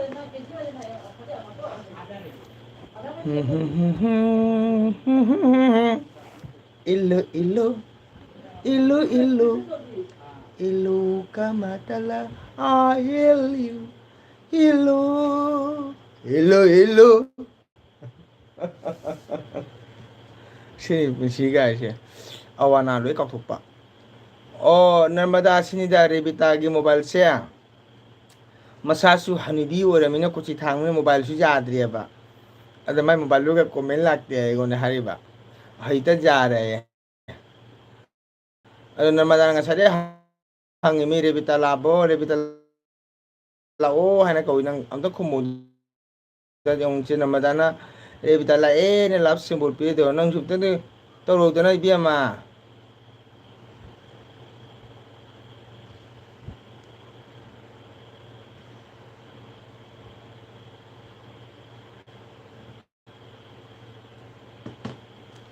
ꯅꯔꯃꯗꯥ ꯑꯩꯁꯨ ꯍꯧꯖꯤꯛꯇ ꯂꯥꯛꯆꯔꯤ ꯀꯥꯏꯗꯩ ꯉꯁꯥꯏ ꯂꯥꯛꯑꯝꯃꯤ ꯅꯪ ꯃꯣꯕꯥꯏꯜꯗ ꯌꯥꯗꯦ ꯈꯣꯠꯇꯦꯅ ꯂꯩꯔꯒ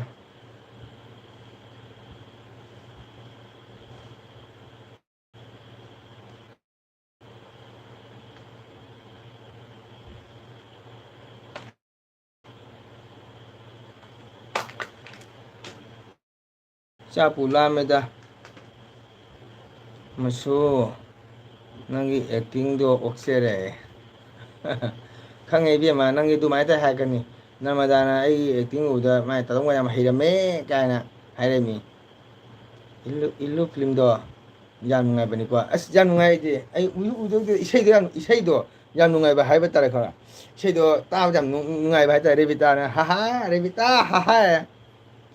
illu illu illu illu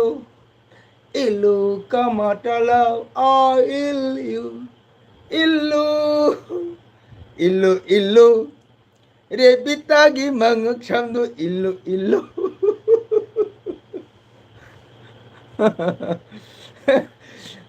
ꯁꯨꯝ ꯅꯨꯡꯁꯤꯅ ꯍꯥꯏꯕꯅꯤꯀꯣ ꯔꯦꯕꯤꯇꯥ ꯁꯥꯎꯕ ꯌꯥꯗꯦ ꯀꯀꯥꯅ ꯍꯥꯏꯁꯦ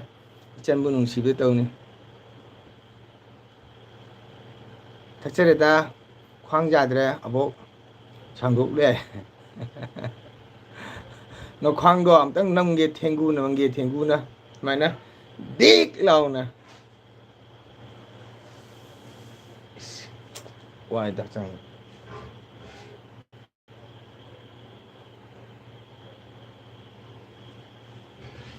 ꯑꯩꯈꯣꯏ ꯔꯦꯕꯤꯇꯥ ꯅꯣꯡꯃꯇ ꯌꯦꯡꯗꯕꯅꯤ ꯀꯀꯥꯒꯤ ꯚꯤꯗꯤꯑꯣꯒꯁꯦ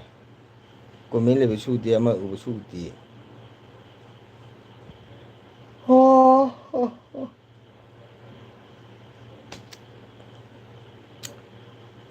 ꯑꯩꯈꯣꯏ ꯏꯇꯦꯟ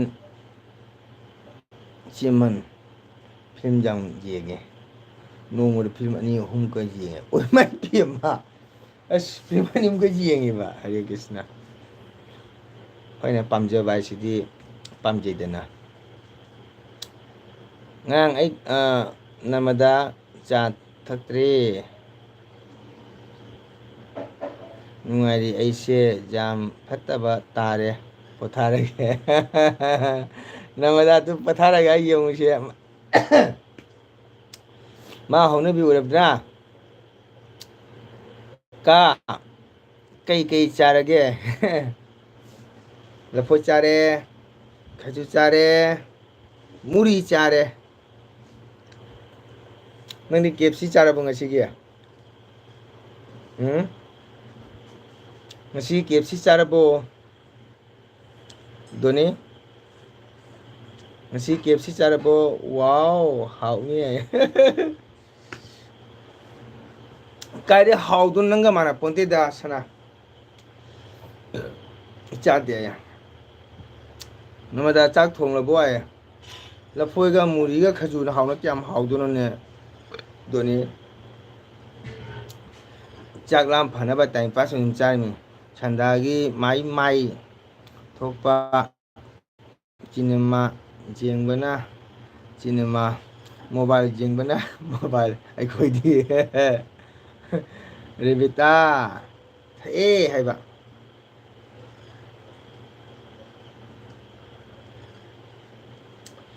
ꯀꯩꯀꯩ ꯏꯁꯩ ꯉꯁꯥꯏ ꯑꯩ ꯉꯁꯥꯏ ꯅꯤꯡꯁꯤꯡꯉꯝꯃꯤ ꯍꯤꯟꯗꯤꯒꯤ ꯀꯥꯎꯔꯦ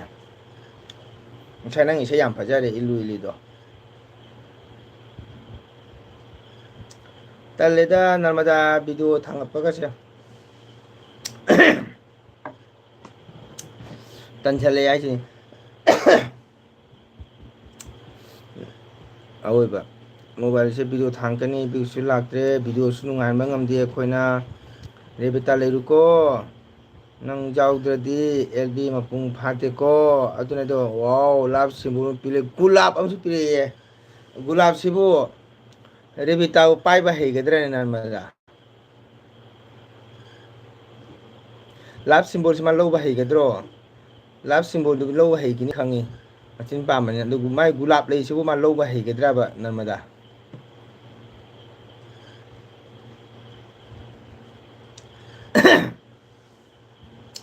ꯔꯦꯕꯤꯇꯥ ꯊꯣꯡꯉꯦ ꯍꯥꯏꯌꯦ ꯑꯗꯨꯅꯤ ꯅꯔꯃꯗꯥ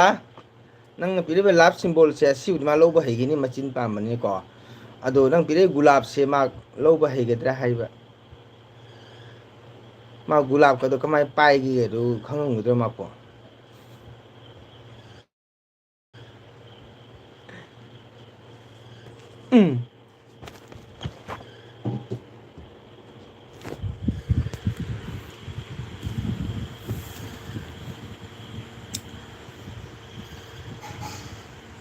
ꯇꯥꯗꯣ ꯃꯉꯣꯟ ꯇꯟꯒꯅꯨ ꯍꯥꯏ ꯑꯩ ꯌꯥꯎꯔꯒ ꯃꯁꯨ ꯌꯨꯇꯨꯕꯔ ꯈꯪꯗ꯭ꯔꯦ ꯅꯔꯃꯗꯥ ꯁꯥꯎꯅꯨ ꯑꯕꯣꯛ ꯍꯜꯂꯒꯦ ꯌꯦꯠꯄꯔ ꯈꯪꯗ꯭ꯔꯦ ꯍꯥꯏ ꯅꯔꯃꯗꯥ ꯁꯨꯝ ꯇꯥꯎ ꯃꯥꯏ ꯋꯥꯍꯩ ꯑꯁꯦ ꯃꯆꯤꯟꯁꯦ ꯅꯪꯒꯤ ꯒꯨꯂꯥꯞ ꯂꯩꯁꯤꯅ ꯁꯨꯖꯜꯂꯁꯤꯔ ꯃꯁꯦ ꯑꯩ ꯌꯥꯎꯔꯒ ꯃꯆꯨ ꯌꯦꯠꯄ꯭ꯔꯥ ꯈꯪꯗ꯭ꯔꯦ ꯅꯔꯃꯗꯥ ꯁꯥꯎꯅꯨ ꯑꯕꯣꯛ ꯍꯜꯂꯒꯦ ꯍꯥꯏ ꯅꯔꯃꯗꯥ ꯅꯪ ꯇꯥꯔꯤꯕꯣ ꯆꯤꯟꯁꯤꯒ ꯁꯨꯖꯜꯂꯁꯤꯔ ꯍꯥꯏꯕ ꯃꯉꯣꯟꯗ ꯇꯥꯗꯣꯃꯉꯣꯟꯗ ꯀꯔꯤ ꯍꯥꯏꯈ꯭ꯔꯒꯦ ꯍꯥꯏꯕꯅꯤ ꯑꯩꯅ ꯁꯨꯝ ꯍꯥꯏꯕꯅꯤ ꯃꯣꯕꯥꯏꯜ ꯕꯦꯇ꯭ꯔꯤ ꯌꯥꯎꯗ꯭ꯔꯦ ꯑꯩꯅ ꯁꯨꯝ ꯍꯥꯏꯕꯅꯤꯗ ꯍꯥꯏꯗꯤ ꯅꯪꯅ ꯊꯣꯛꯈꯤꯅꯨ ꯅꯪ ꯌꯥꯎꯗ꯭ꯔꯗꯤ ꯑꯦꯜꯕꯤ ꯃꯄꯨꯡ ꯐꯥꯗꯦ ꯅꯪꯅ ꯅꯨꯡꯁꯤꯗꯅ ꯃꯉꯣꯟꯗ ꯂꯥꯞ ꯁꯤꯝꯕꯣꯜ ꯑꯃꯒ ꯒꯨꯂꯥꯞ ꯑꯃ ꯄꯤꯕꯗꯣ ꯑꯗꯨꯒꯤ ꯍꯥꯏꯕꯅꯦꯕ ꯂꯥꯞ ꯁꯤꯝꯕꯣꯜꯗꯨꯕꯨꯗꯤ ꯁꯨꯝ ꯂꯧꯈꯤꯕ ꯌꯥꯏꯑꯕ ꯑꯗꯨ ꯅꯪꯅ ꯃꯃꯜ ꯆꯪꯉꯕ ꯒꯨꯂꯥꯞ ꯑꯃ ꯃꯉꯣꯟꯗ ꯄꯤꯔꯤꯁꯦ ꯑꯁꯤ ꯒꯨꯂꯥꯞꯁꯦ ꯃꯥ ꯂꯧꯕ ꯍꯩꯒꯗ꯭ꯔꯥ ꯍꯪꯕꯅꯤꯗ ꯀꯔꯤ ꯃꯊꯦꯜ ꯊꯣꯡꯂꯒꯦ ꯅꯔꯃꯗꯥ ꯀꯩ ꯇꯨꯃꯤꯟ ꯂꯩꯌꯦ ꯅꯔꯃꯗꯥꯁꯦ ꯀꯩꯗꯧꯔꯖꯥꯠꯅꯣ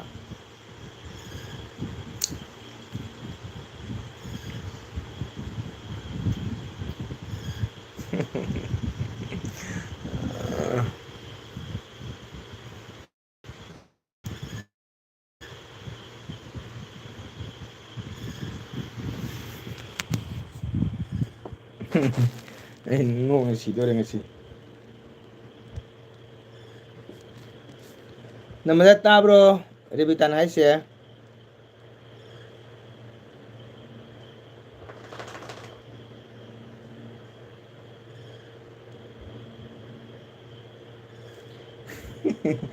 दादा मंगो नफरत को प्यार से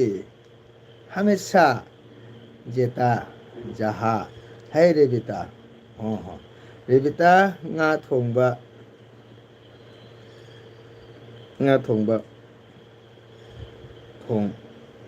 ꯊꯣꯡꯉꯀꯥꯟꯗꯤ ꯑꯗꯣ ꯃꯉꯣꯟꯗ ꯊꯣꯛꯎꯁꯨ ꯍꯥꯏꯗꯦꯕꯀꯣ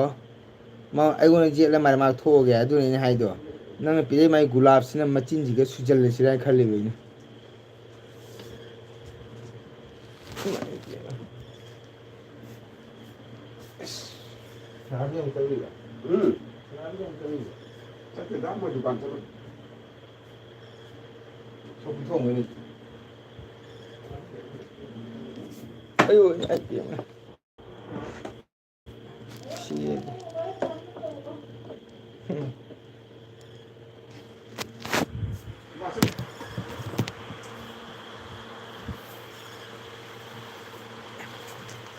ꯀꯔꯤ ꯉꯥꯅꯣ ꯐꯥꯒꯤ ꯇꯧꯔꯤꯅꯤ ꯔꯦꯕꯤꯇꯥ ꯌꯥ ꯅꯃꯗ ꯑꯩꯗꯤꯅꯦ ꯅꯣꯛꯃꯟꯗꯅ ꯇꯜꯂꯦ ꯈꯗꯥꯡ ꯅꯥꯔꯦ ꯑꯣꯏꯕ ꯅꯣꯛꯃꯟꯗꯅ ꯑꯩ ꯈꯗꯥꯡ ꯅꯥꯔꯦ ꯍꯥꯏꯁꯤꯅꯦꯕꯣ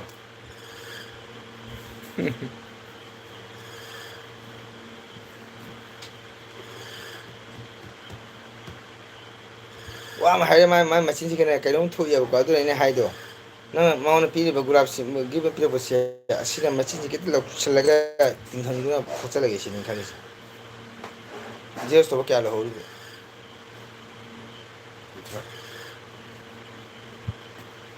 ꯀꯨꯟꯊ꯭ꯔꯥ ꯂꯧꯍꯧꯔꯦ ꯍꯥꯏꯔꯣ ꯐꯥꯒꯤ ꯅꯠꯇꯦ ꯃꯁꯨ ꯑꯩꯉꯣꯟꯗ ꯌꯥꯝꯅ ꯀꯣꯜꯂꯤ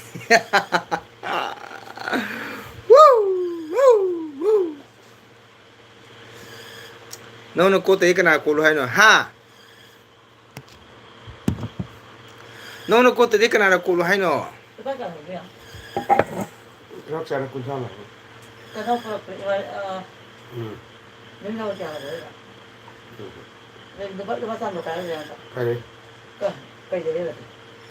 ꯑꯆꯥꯄꯣꯠ ꯆꯥꯔꯦ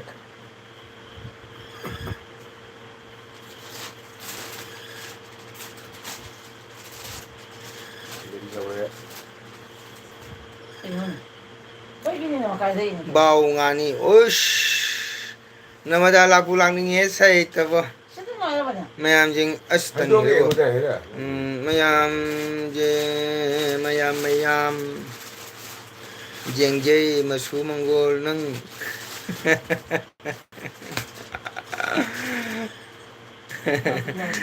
ꯃꯌꯥꯝ ꯌꯦꯡꯖꯩ ꯃꯁꯨ ꯃꯪꯒꯣꯜ ꯅꯪ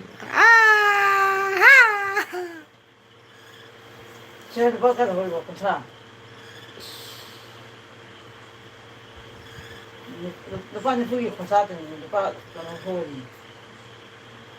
chung tu chire sei te chare thale lo themu kya kuthi na na suidu dukan de henjani simi musen thare lupa tara ising ai ngom the lupa tara na kun chakare age le so cha thwe su kar chare ꯕꯥꯎ ꯆꯥꯕ꯭ꯔꯣ ꯅꯪ ꯐꯪꯗꯣꯏ ꯋꯥꯅꯤꯅꯦ ꯀꯅꯥꯗ ꯍꯪꯉꯤꯅꯣ ꯕꯥꯎ ꯆꯥꯕ꯭ꯔꯣ ꯅꯪ ꯍꯪꯉꯤꯗꯣ ꯔꯦꯕꯤꯇꯥꯗ ꯍꯪꯉꯤꯔꯣ ꯅꯠꯇ꯭ꯔꯒ ꯑꯩꯉꯣꯟꯗ ꯍꯪꯉꯤꯔꯣ ꯁꯅꯕꯤ ꯂꯩꯕꯗ꯭ꯔꯣ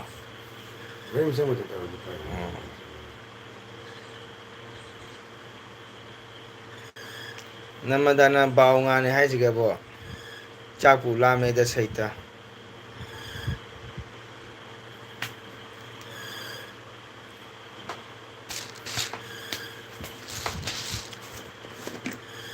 ꯉꯁꯥꯏ ꯅꯣꯏ ꯑꯗꯨꯋꯥꯏ ꯂꯨꯄꯥ ꯆꯅꯤ ꯄꯤꯔꯛꯏ ꯃꯨꯅꯨꯒꯤ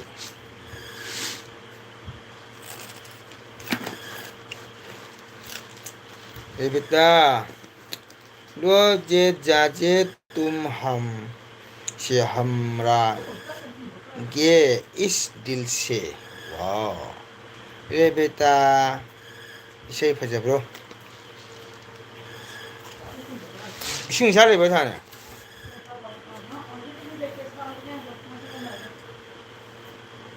इसे याम फजैये सिंग दवानी ꯑꯩꯅ ꯐꯖꯩ ꯍꯥꯏꯕ ꯏꯁꯩꯁꯦ ꯑꯗꯨꯝ ꯌꯥꯔꯕꯅꯤ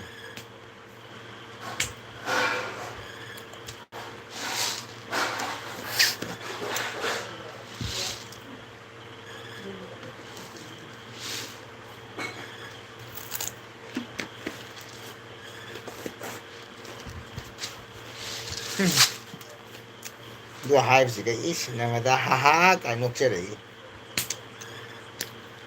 गाजे तुम हमसे हम हमारा गया इस दिल से रेबिता से फजबो हासिगा हाहा नर्मदा हाना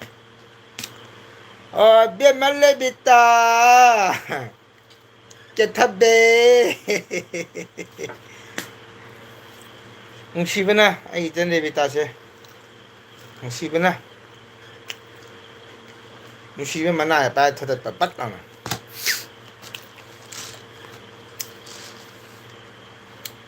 ꯅꯃꯗꯥ ꯏꯁꯩ ꯐꯖꯩ ꯒꯨꯗ ꯑꯗꯨꯃꯥꯏꯅ ꯍꯥꯏꯌꯨꯗꯅ ꯁꯠ ꯁꯠ ꯍꯥꯏꯌꯨꯅꯦ ꯅꯪꯒꯤ ꯃꯑꯣꯡ ꯇꯧ ꯇꯧꯅ punkhai pung leiraga khumra tawmune sat sat khumune thai kiyang thongdono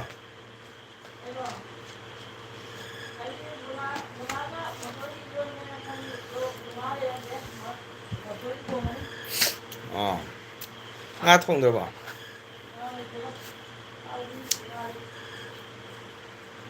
bao su pha de ngai su pha de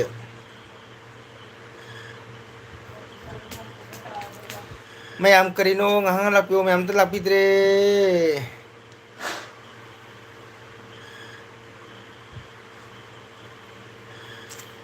thank you so much Revita nungsibi Narmadana thank you so much Revita nungsibi ana love symbol nga karong pire ai namu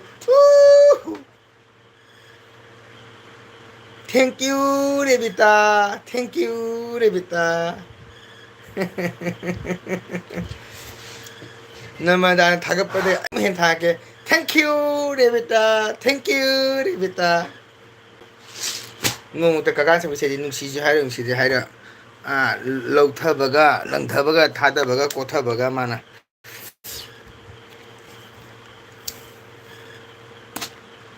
ꯉꯔꯥꯡꯗꯥꯡꯁꯦ ꯇꯨꯝꯕ ꯌꯥꯗꯦꯕ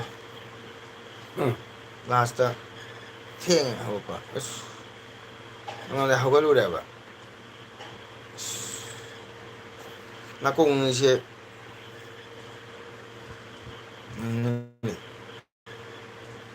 ꯅꯪ ꯑꯗꯨꯝ ꯇꯥ ꯂꯩꯔꯕ 모바일에 차र्ज तसलो हाय battery switch off तादो है ना अनिरक अहुम चंगी इमुंग अयामी सहित पुमु हांगने मु तो मोबाइल स्विच ऑफ तादो है चाम हाय बबु निपाम निफु यांगे पु चंगी दुबु चे पाई गी मोबाइल पु गी पैसा ना चिंगल अंगांग मंगा तुरु लेदुना सुजबगी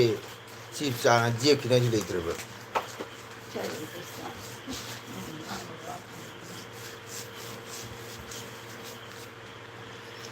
mayam support topio mayam lakpio mayam karino ngasidi mayam tu lakpidre nungsirewe sino mayam ai dinna mandagi bau thonge tabada chak lam lang reda mayam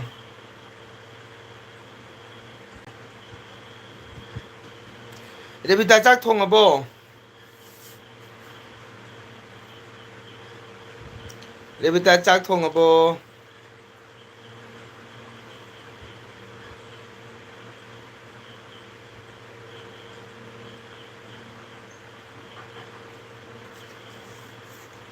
ngasi nung chude na sai nungtin chupa nusa sai narmada siga nung chude euta nga kara kara khemi ngang chuba dutani narmada 1 2 3 4 nasunga pitari mai bima ngasi kari me jeng he Revita na love symbol piba se ngasi ahamani ai punsida ngasi leba popani ko Tado, kata itu no advertise. Oi, mai bi nama nang si ta khangi bi nang bo. Nama da sigadi chudeni. Revita ting ding takating nading. Ai mulai kakak. Saya guys yellow benang. Ha. Seni bi mo, saya guys selalu kenang bo. Chak charu rai ba ta to kadai to ne bitari se namadai modrubonda ni modrubonda asaba isingla ai chini khra paningi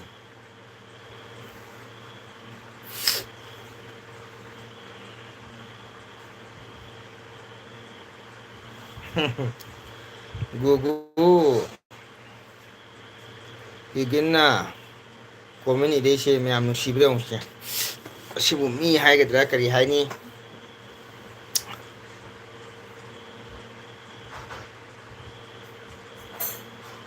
amagi 자탕 일루ꯕ네. 아무기 자탕 일루버네. 오, 호이 호이 떠보다미 마 자탕 모퉁이 짝겠다더니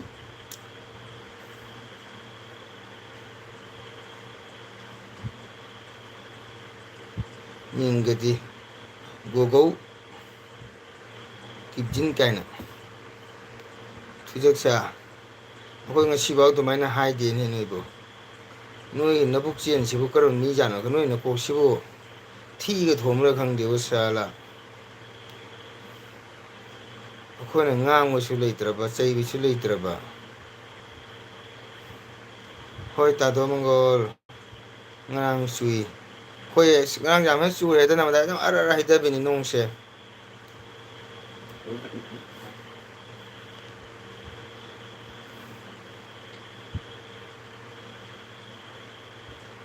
ꯆꯥꯛ ꯆꯥꯗꯕ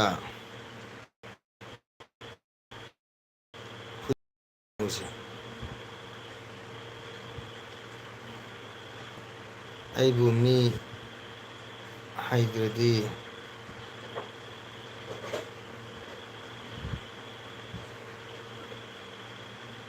ꯁꯥꯎꯈꯤꯗ꯭ꯔꯣ ꯀꯀꯥ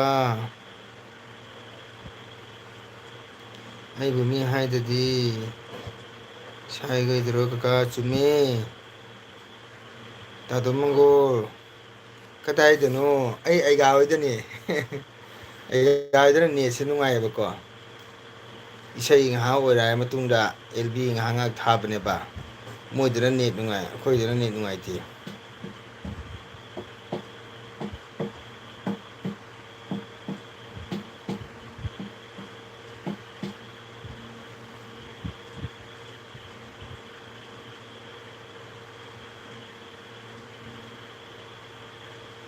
ꯀꯀꯥ ꯍꯣꯏ ꯃꯇꯝꯒꯤ ꯏꯁꯩ ꯑꯃꯇ ꯁꯛꯄꯤꯔꯛꯎꯕ ꯍꯩꯇꯦ ꯑꯩ ꯅꯪ ꯃꯇꯝꯒꯤ ꯏꯁꯩꯒ ꯑꯝꯇ ꯍꯩꯇꯦ ꯑꯩꯉꯣꯟꯗ ꯆꯤꯡ ꯌꯥꯎꯕ꯭ꯔꯥ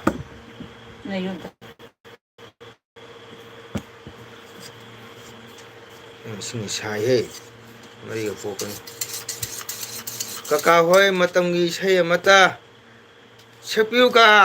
ꯑꯩ ꯃꯇꯝꯒꯤ ꯏꯁꯩ ꯍꯩꯇꯦꯅꯦ ꯁꯅꯥ ꯏꯕꯦꯝꯃꯣ ꯏꯆꯟ ꯅꯨꯡꯁꯤꯕꯦ ꯗꯣꯅꯤ ꯂꯥꯏꯁ꯭ꯔꯝ ꯀꯀꯥ ꯏꯁꯩ ꯂꯩꯇꯦ ꯀꯀꯥ ꯏꯁꯩ ꯍꯩꯇꯦ ꯍꯥꯏ ꯅꯣꯏ ꯀꯅꯥꯅꯣ ꯑꯩ ꯈꯪꯕ꯭ꯔꯅꯦꯍꯦ ꯍꯥ ꯑꯩꯁꯦ ꯃꯌꯥꯝꯅ ꯀꯩ ꯍꯥꯏꯅꯩ ꯍꯥꯏꯗꯣ ꯇꯣꯂꯟꯒꯤ ꯀꯀꯥ ꯍꯣꯏ ꯀꯩꯕ ꯃꯁꯨ ꯃꯤꯡ ꯀꯧꯏꯗꯣ ꯐꯠꯇꯦꯅꯦ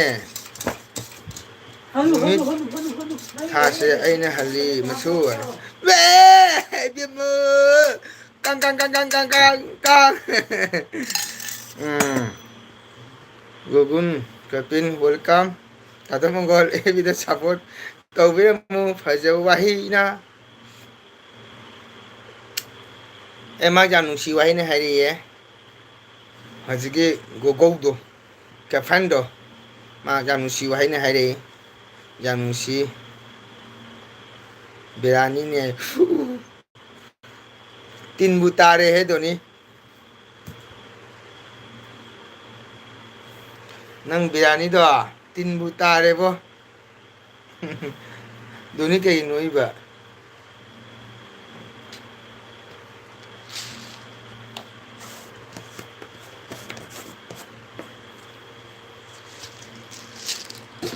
ꯊꯥꯒꯠꯄꯗꯣ ꯑꯣꯛꯆꯔꯛꯑꯦ ꯊꯥꯒꯠꯄꯗꯣ ꯑꯣꯛꯆꯔꯛꯑꯦ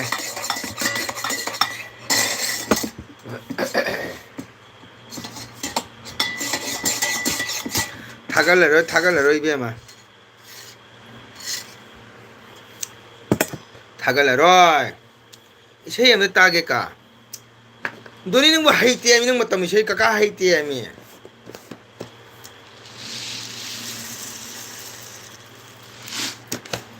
ꯎꯈꯣꯜꯗ ꯑꯩꯒꯤ ꯊꯋꯥꯏ ꯂꯩꯍꯧꯔꯦ ꯍꯥꯏ ꯁꯛꯄ꯭ꯔꯥ ꯎꯈꯣꯜꯗ ꯑꯩꯒꯤ ꯊꯋꯥꯏ ꯂꯩꯍꯧꯔꯦ ꯆꯤꯡꯗ ꯂꯥꯡꯃꯩ ꯆꯥꯎꯄ ꯅꯠꯇꯦ ꯑꯩꯒꯤ ꯊꯃꯣꯏꯅ ꯆꯥꯛꯄꯅꯤ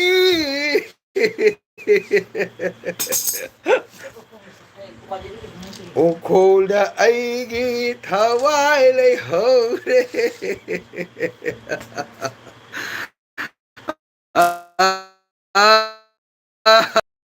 ꯅꯪ ꯕꯤꯔꯌꯥꯅꯤ ꯆꯥꯏꯗꯣ ꯍꯥꯏꯖꯅꯤꯀꯣ ꯀꯦꯕꯤꯅ ꯑꯩ ꯕꯦꯕꯤꯅ ꯅꯣꯛꯂꯛꯏꯁꯤ ꯌꯦꯡꯉꯨ ꯃꯅꯤꯄꯨꯔꯗ ꯑꯩꯒꯤ ꯏꯆꯟ ꯂꯩꯍꯧꯔꯦ 이랑치는 우나 펑드레 머니보다 애기 타와일레 호레 짜대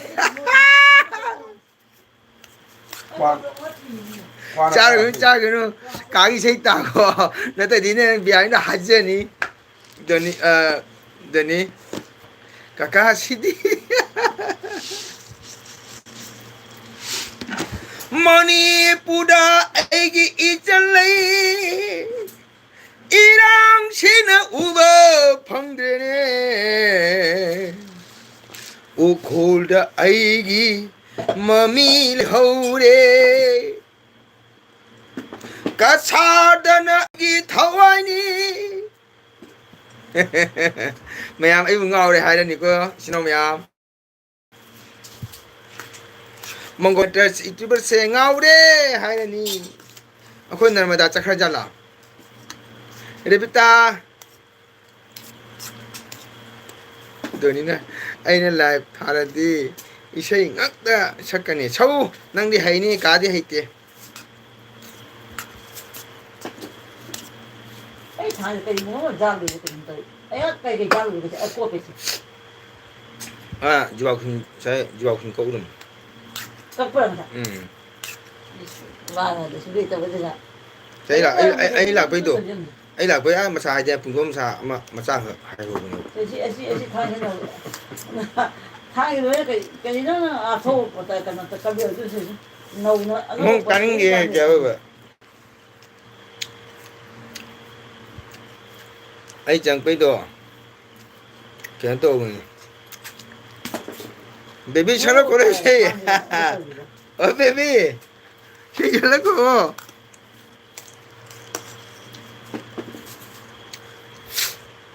Jaksu lam le isai sakpada. Muri ga chaga thai ne mayam.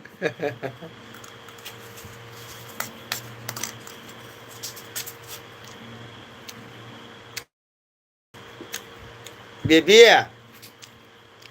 phải giờ đây pele nên cả cả mà hari ba nên thằng bữa đi lại nên cả cả pele hết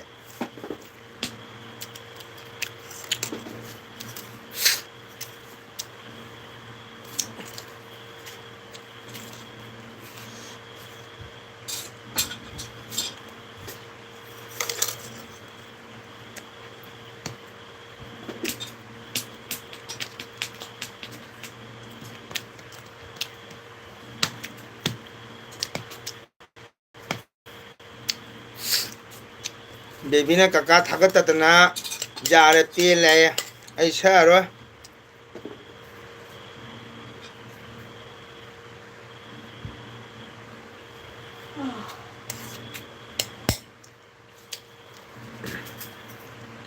Cái hàng này chỉ số cái sáng này. Cái số cái tầm sắc gì. bu người làm được bu Hàng này chỉ sáng một cái số gì. mà cái bên tôn cha na mà cái mà phản đi stok lấy được mà kia đó nó hagi tàu bani kaka marak isai su saktu pio nungai thu wakhon nungai na ba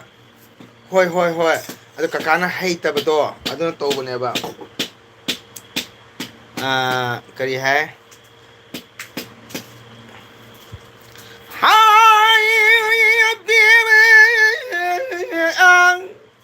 Manipur sanalay pagta lay hawri way chana bibi 까까를 거울이 까까는 석의 쉐이드 자리에 삐리 하이버시 누아이 띠고 오 비비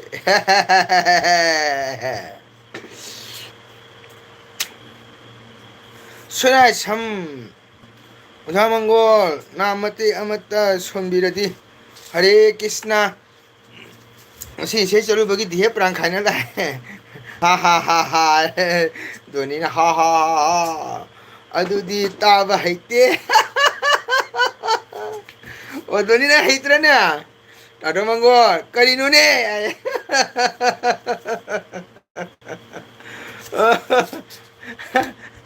ai saro ai ngasine lore lb de sei sakba amatana isai de wow ka hai birekte think very nice ka harekte ko tado mango kari nona doni na mu adu taba haite ai jan bibi na mu piele jare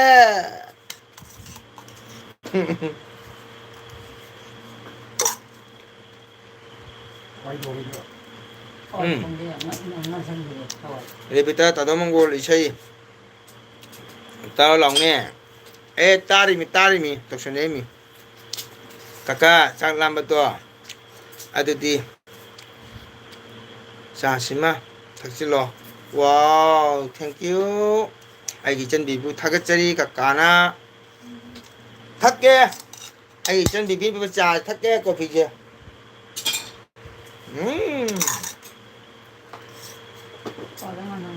super 다들 이샤이 와우 빅뷰티풀 송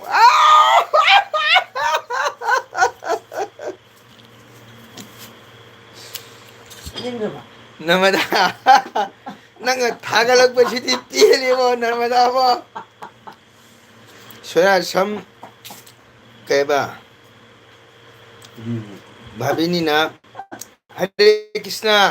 इसाई ओइना सोमबिरौ हायरगाय सोया सम आइने सकते इसाई से एगो चंगे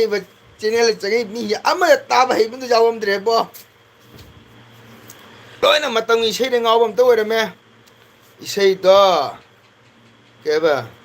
लोइ फाउ सदी comment फाजबा पिदोबा मते खक केबा सकबनिने पिद्रिने आय आइ बेमा दुनिया नुसिदा कुआरा थादा रोगना गजि मु पुखलेइने ओंगसी गरि लापुरा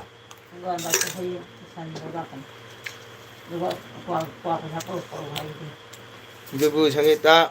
थमोदा चाकपनी आई थाजा लेंगमद्रे मसुदी ओ के थाजा लेंगमद्रे हाइब्रा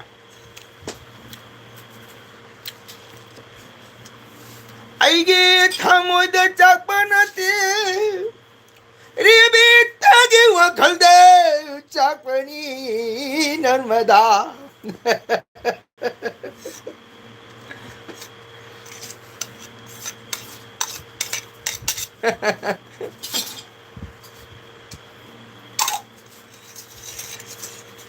जिंदगी प्यार का गीत है उस हर दिल को गाना पड़ेगा जिंदगी गम का सागर बही है हंस कर उस पर जाना पड़ेगा वेरी गुड नहीं रहे सीधी जिंदगी प्यार का गीत है उसका उस पर जीना पड़ेगा गुड थागचरी अगे नर्मदा दुनी लाइसना नहीं रहे सीधी तादो अदो इसे से तेरी तौरो ऐदी हैये के बिना है ओ ऐ खंगी खो बिबी हैनी 무슬라 따래 하이도니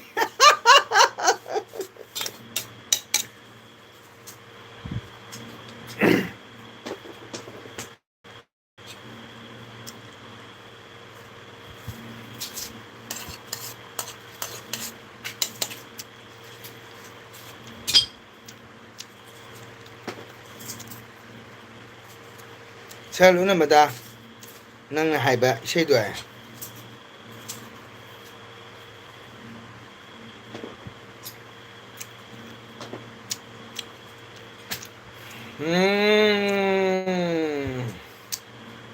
mo aji pra gana na galu tre mo birat bhuk লাগিছে ধনী লাইশ্রাম আপুনি বিৰিয়ানীটো খাইছেনে নাকি কাকাতে অলপমান দিয়কচোন তোমাৰ বিৰিয়ানীটো আধা কৰিখিনি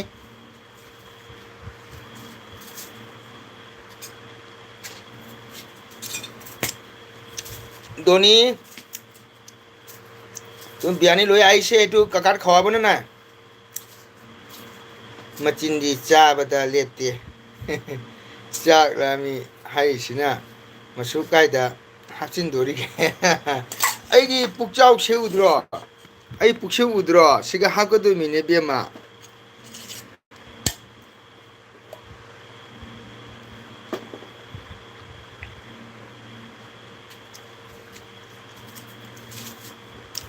웅어펑 범대보 낙공제 담배강강 낙공제 가이 터터나 꼭시 땀네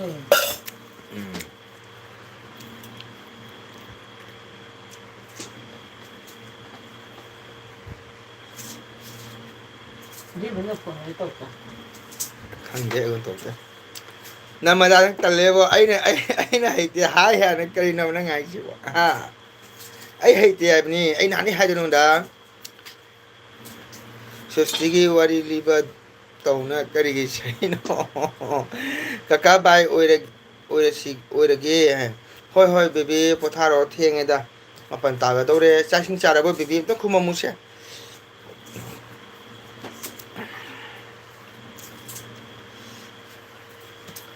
baby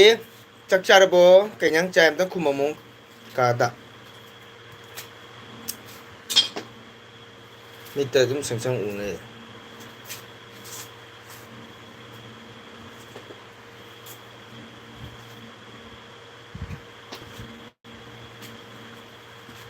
cái này nó thành cái cái nó cái số này đó चाद्रिए ओ कहीं थोंगे बेबी फाइव नंग बाय ओरने पथारो कहीं थोंगे तंग हारे मुसे नंग हिजांग नो हावगो दे कका नो जो चंगके नंग हिजांग दम तंग हारे मु बेबी हावगो द्रम तंग जेगे हावगो दे बुदी नो जो चंगके नमदागी दी बाउ थोंगे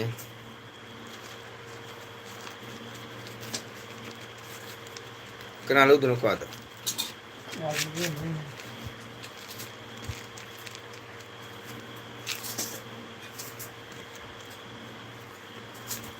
हंगाम होई हंगाम पालो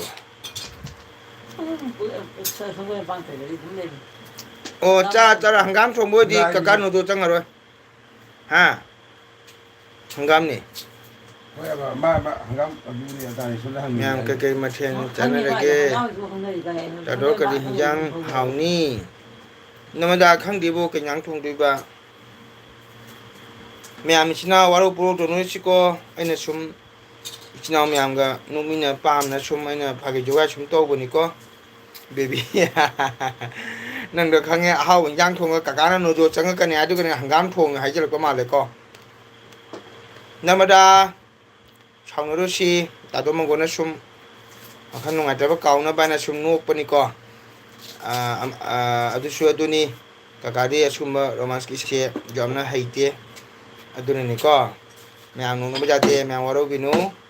सिनाव म्याम को मातंग वाइ सारनुगा अवाना कावरेबको ओके बेबी बाय उरसि नंग पुथारो नंग बाय ओरिगाबिना हंगाम थोंगदो 그냥 짜살로 강바 자스말로 포가 그리고 파이나 tummo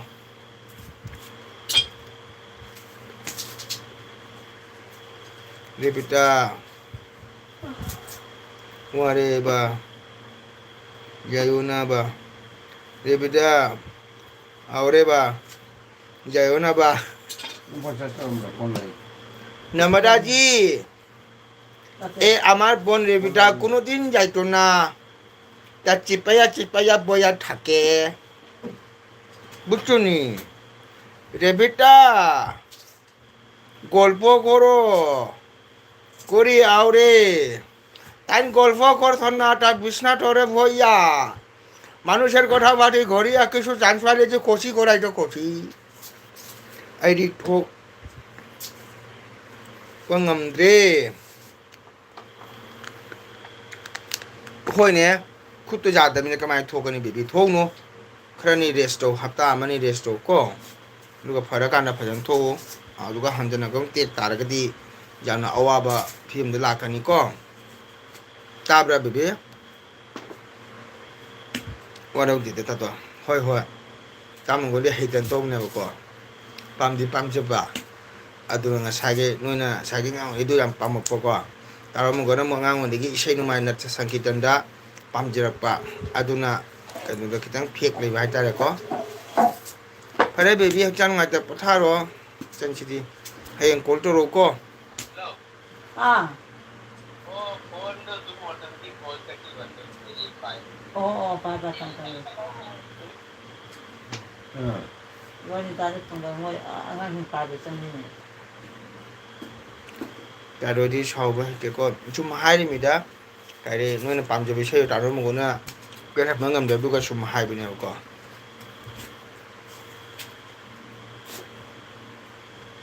kari hari punya kakak oh nak kutu nar mana hafta mana potau hari ba juga hari nunggu ala kultur apa kok wai sana sih don cari foto udah bo don cari masak udah bo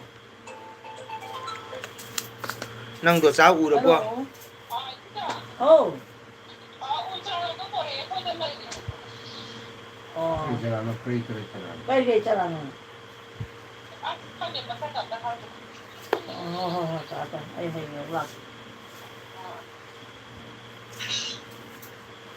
thôi u gì và sắp to nên ốp tôm thâm chân lo để được u cái tôm nè hay đi tôi giàu luôn hay mình sẽ gì 스파타군바 민마나군바 좀 뭐지 바지 nơi tàng ta là tôi nào muốn về chân là chân à bộ tàng mấy đây đó này sẽ bị sao cái sinh đi 아주 뭐 저는 또 우스라 가위 또 hay giàu luôn hay tiếng còn cái gì rồi cái một chỗ gì ạ 스파탄 밤비군바 민마나 밤비군바 군바 생각 우드 회의 아재 바지 그 네, 시리미 라비에 타비네 능 누가 님나 타도 능 누가 도착 가는 필요거든. 시리미 수업도 타보기 수업반 반다. 아니세 응? 아니네 수업도 타보니네 하나미 포레스가 다다 라미지 가마가 타미지 미야마. 마마 푸 보면 타잖아 그가. hindi पैसा पीते मजी हैदराबादसु 아 자라로 पैसा पीते मोजा नटगी 여기 그 사실 अनुराग ama inakun sakthaduna mayambu pilhaluna chumi aduga changai bachinaw mayamse nat sangitoni sei heba amba jawdaba ada moi taba hainade kaka nang shawrabo shawdida ichana ketobi shawduno nang do cha jenga ruga kaka na tha mi nang jeng bide dugodi kaka na pen da baita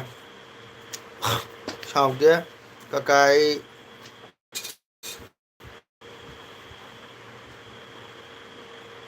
halai amu yengba haurage hoi punsiba thagachari ongchangbi tamakda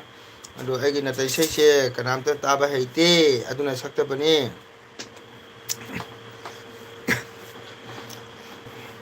yogi phiji sesyang 응라기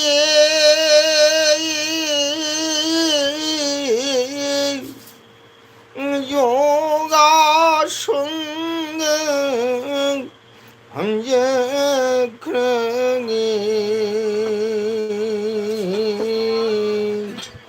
마밤디 구송 까놓는다 요기 피제 채성 으라기 요기 피제 채성 으라기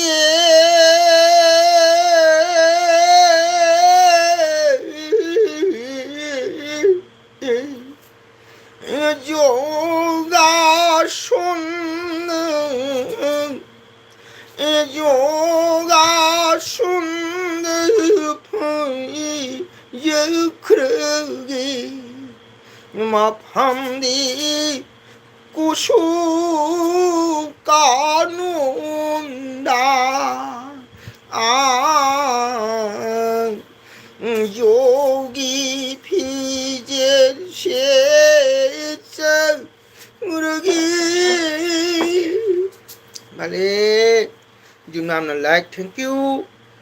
fajare sidi thank you baby welcome jam haye kaka krishna ning kuravini janawa lamini hayo radhaje gachida yogi pije cheche muragi oh my god ai chanupi dani lai samna radhe radhe oi ma ikai ko doni ai namada chana ke haiba makol phajabna tado mongol di thank you haite hai tado mongona sakpa isai aikhoi baljuda thagatnari thank you namada ganjugi halamana purma pu mongona tar khoyamjai jam haye kaka bibina phajare sidi hai oja ai shu amu laiko hai thank you tima om krishna ning kuravini krishna ning kuravini janawa lamini hayo radhanje gachida yogi pije shesang muragi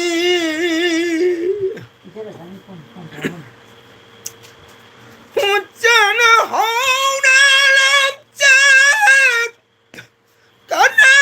ukirodi chana khana mecha chukche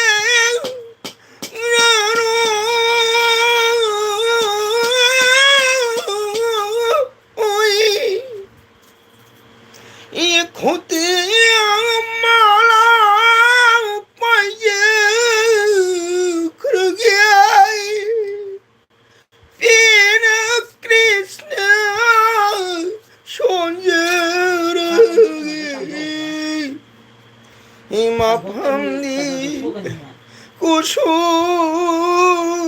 kanune oja aisu amuk oja isaido handaki mapo simadi nungaiba saklo tanum male haiba isaido amuk tang saklo kaiba handaki mapo simadi nungaiba saruk tanum male haiba isaido mte sula haiba kamisin kaurigo 오이 왕래 레이비 까나레 지드르 거의 가사드디 다도 망고나 베스니 땡큐 나마다 오이게 왕래 레이비 까나레 지드르 오이로이 와 통자위 오이로이 와 통자위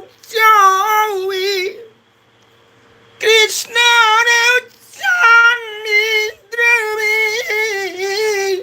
Radha yukti Oye bonde levi Kanali yudri I aina lan buri lan yere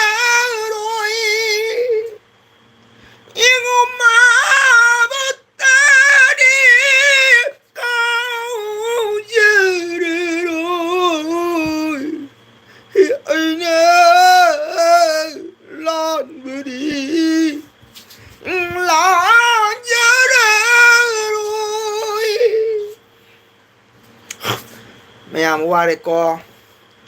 xài sâu bên nè ai coi mà tầm nghĩ xây ai mà tờ su chắc bây giờ bên ní cá xe đôi cả các xài hai cái mi co mà tầm nghĩ xây cả các bằng này đi hai đứa nào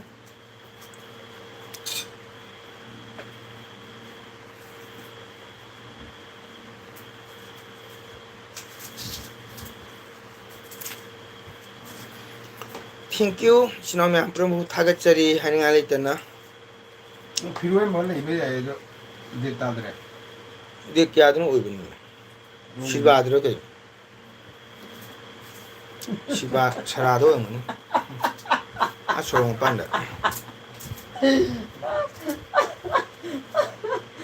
자로 이제 따보다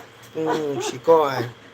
Namada hai bai sai se ko matam gi sai ga chap manai sur thanja manade hai bai tani